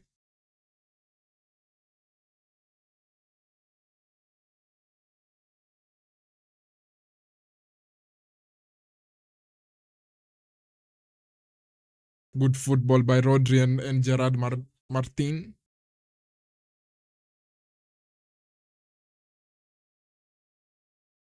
Rodri taken down.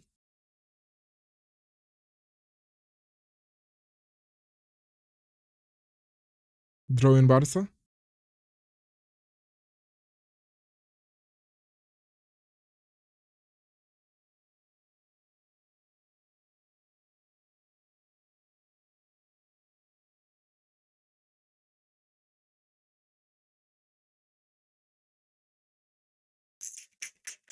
Aya, tufike finishing line. Tufike finishing line. Morgan anasema no comment. No comment on Laments versus Unai Simon. Okay.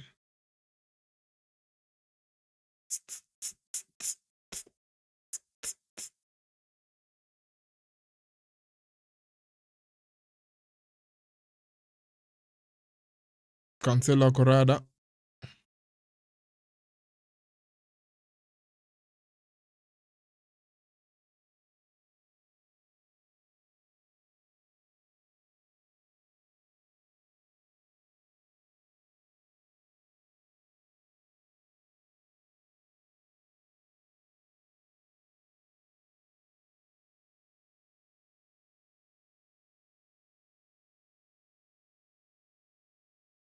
Rodri, good pass to Lamine. Ay, angalia football bana.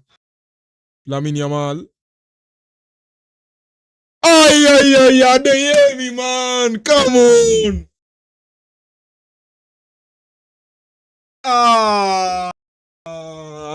Adeyemi, 2 chances to score from the chances Lamine has created for you, although one was offside. But that is also a good chance by Lamine Yamal, bana. Fuck. Oh, Lamine with a good turn. Gawa.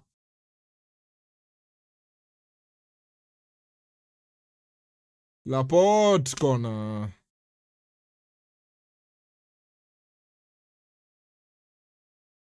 Angalia hiyo cross enye Lamine anatoa. Ayajaja, Adeyemi broski. Unai saves it again. Unai ni mnoma.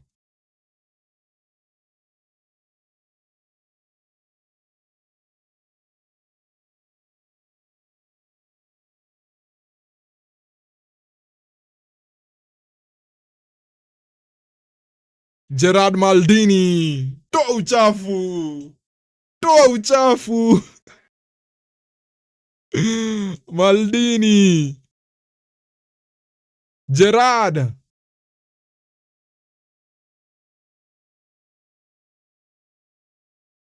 Game haijaisha majamaa. Karada.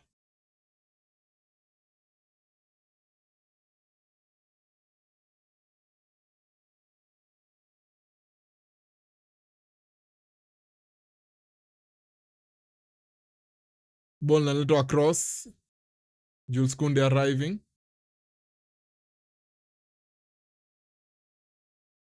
Danger. Espart.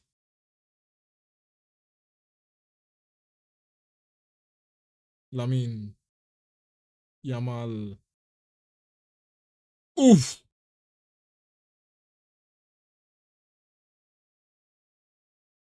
This season hatuna inside man. Kwanza unajua nimekumbuka kitu kwanza, relax na stories za inside man. Unajua Man United are shooting a documentary for this season. Episode 1 inaanza with Man United losing against Hull City. In Man United's documentary.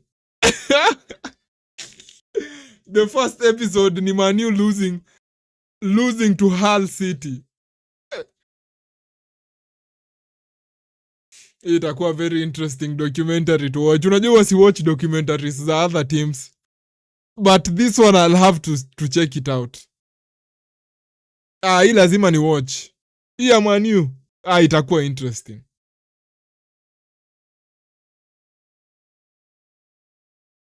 Morgan sema kumbe JP Morgan didn't start against Luton. Really? Nani was missing? J ndiye ilikuwa missing.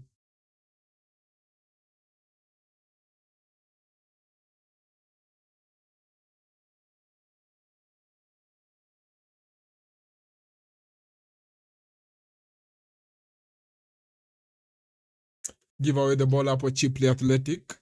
Pira ya Barca.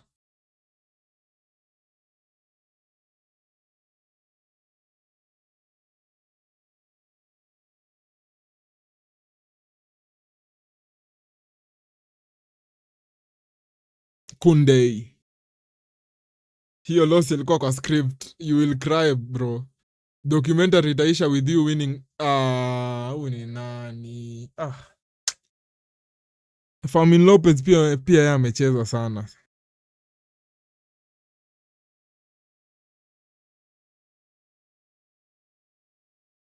He's played for too long. Sasa hiyo ndio position yenye sasa hatuna sub. Kwa sababu yeye sasa he should be resting. He should be resting sahi Lopez.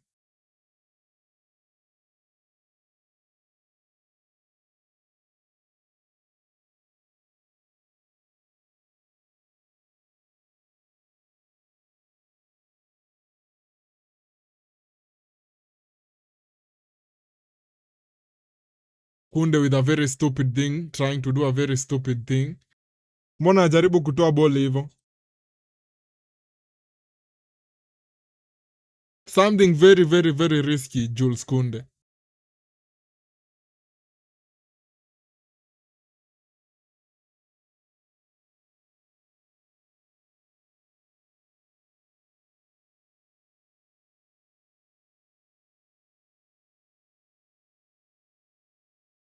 Good one. Dani Olmo defends very well.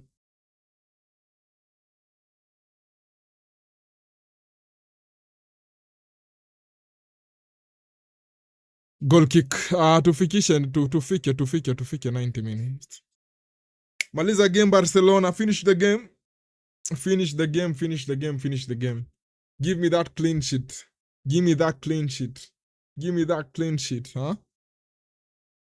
Maliza hii game sasa.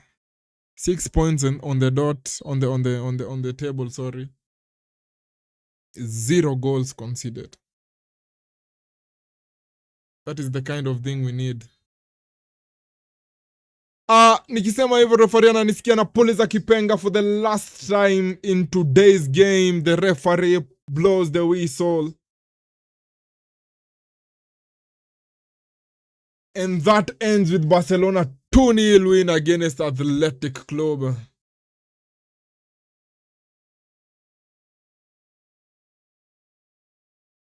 Very, very, very, very, very good performance by Barcelona. A bit difficult, but it's going to look that way considering we scored 5 goals in the last game. But it's okay. I know. I always know Athletic Club, they are a very good team.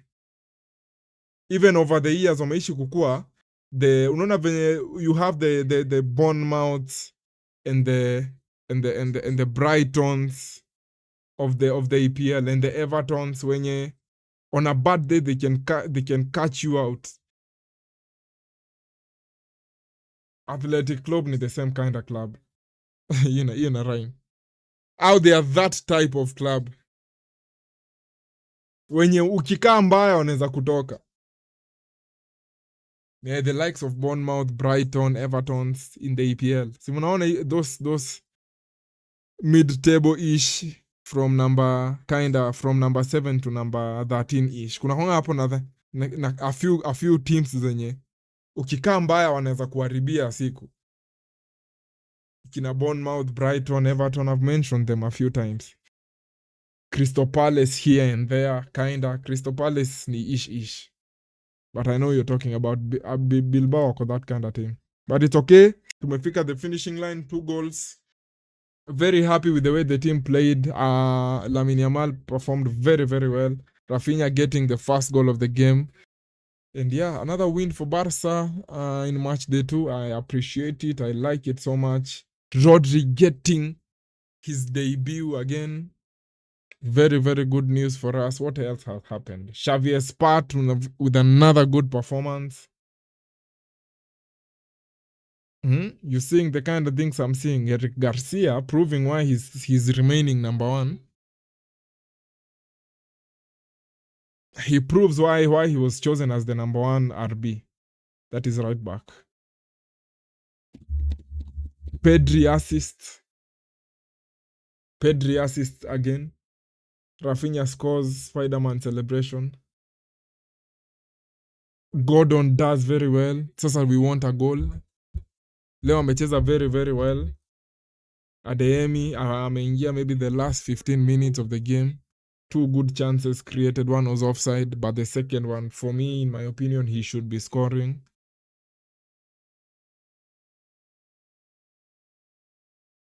Exposed a few times on the transition because of our high line, but we managed to catch them out offside a few times. It was a good day. It was a good day, guys. It was a good day at the office. Thank you guys for being here. Tomorrow we'll be back, same time, same place, watching Man City versus Crystal Palace. The Crystal Palace that I've said are a very annoying team. But yeah, I hope you guys will be there. So yeah, have a good, I'm assuming it's a good night from where you're watching from, but if it's a good afternoon, good morning. Yeah, I'll see you guys tomorrow for the watch along. That is Crystal Palace versus Man City. But as of now, Barcelona to win 0 at home in the Camp Nou against Athletic Club. Rafinha, Fermin Lopez on the score sheet. Great performance. Lamine Yamal, very, very good one. Creating chances here and there, giving us those typical Lamine Yamal dribbles. And yeah, it's been a good day.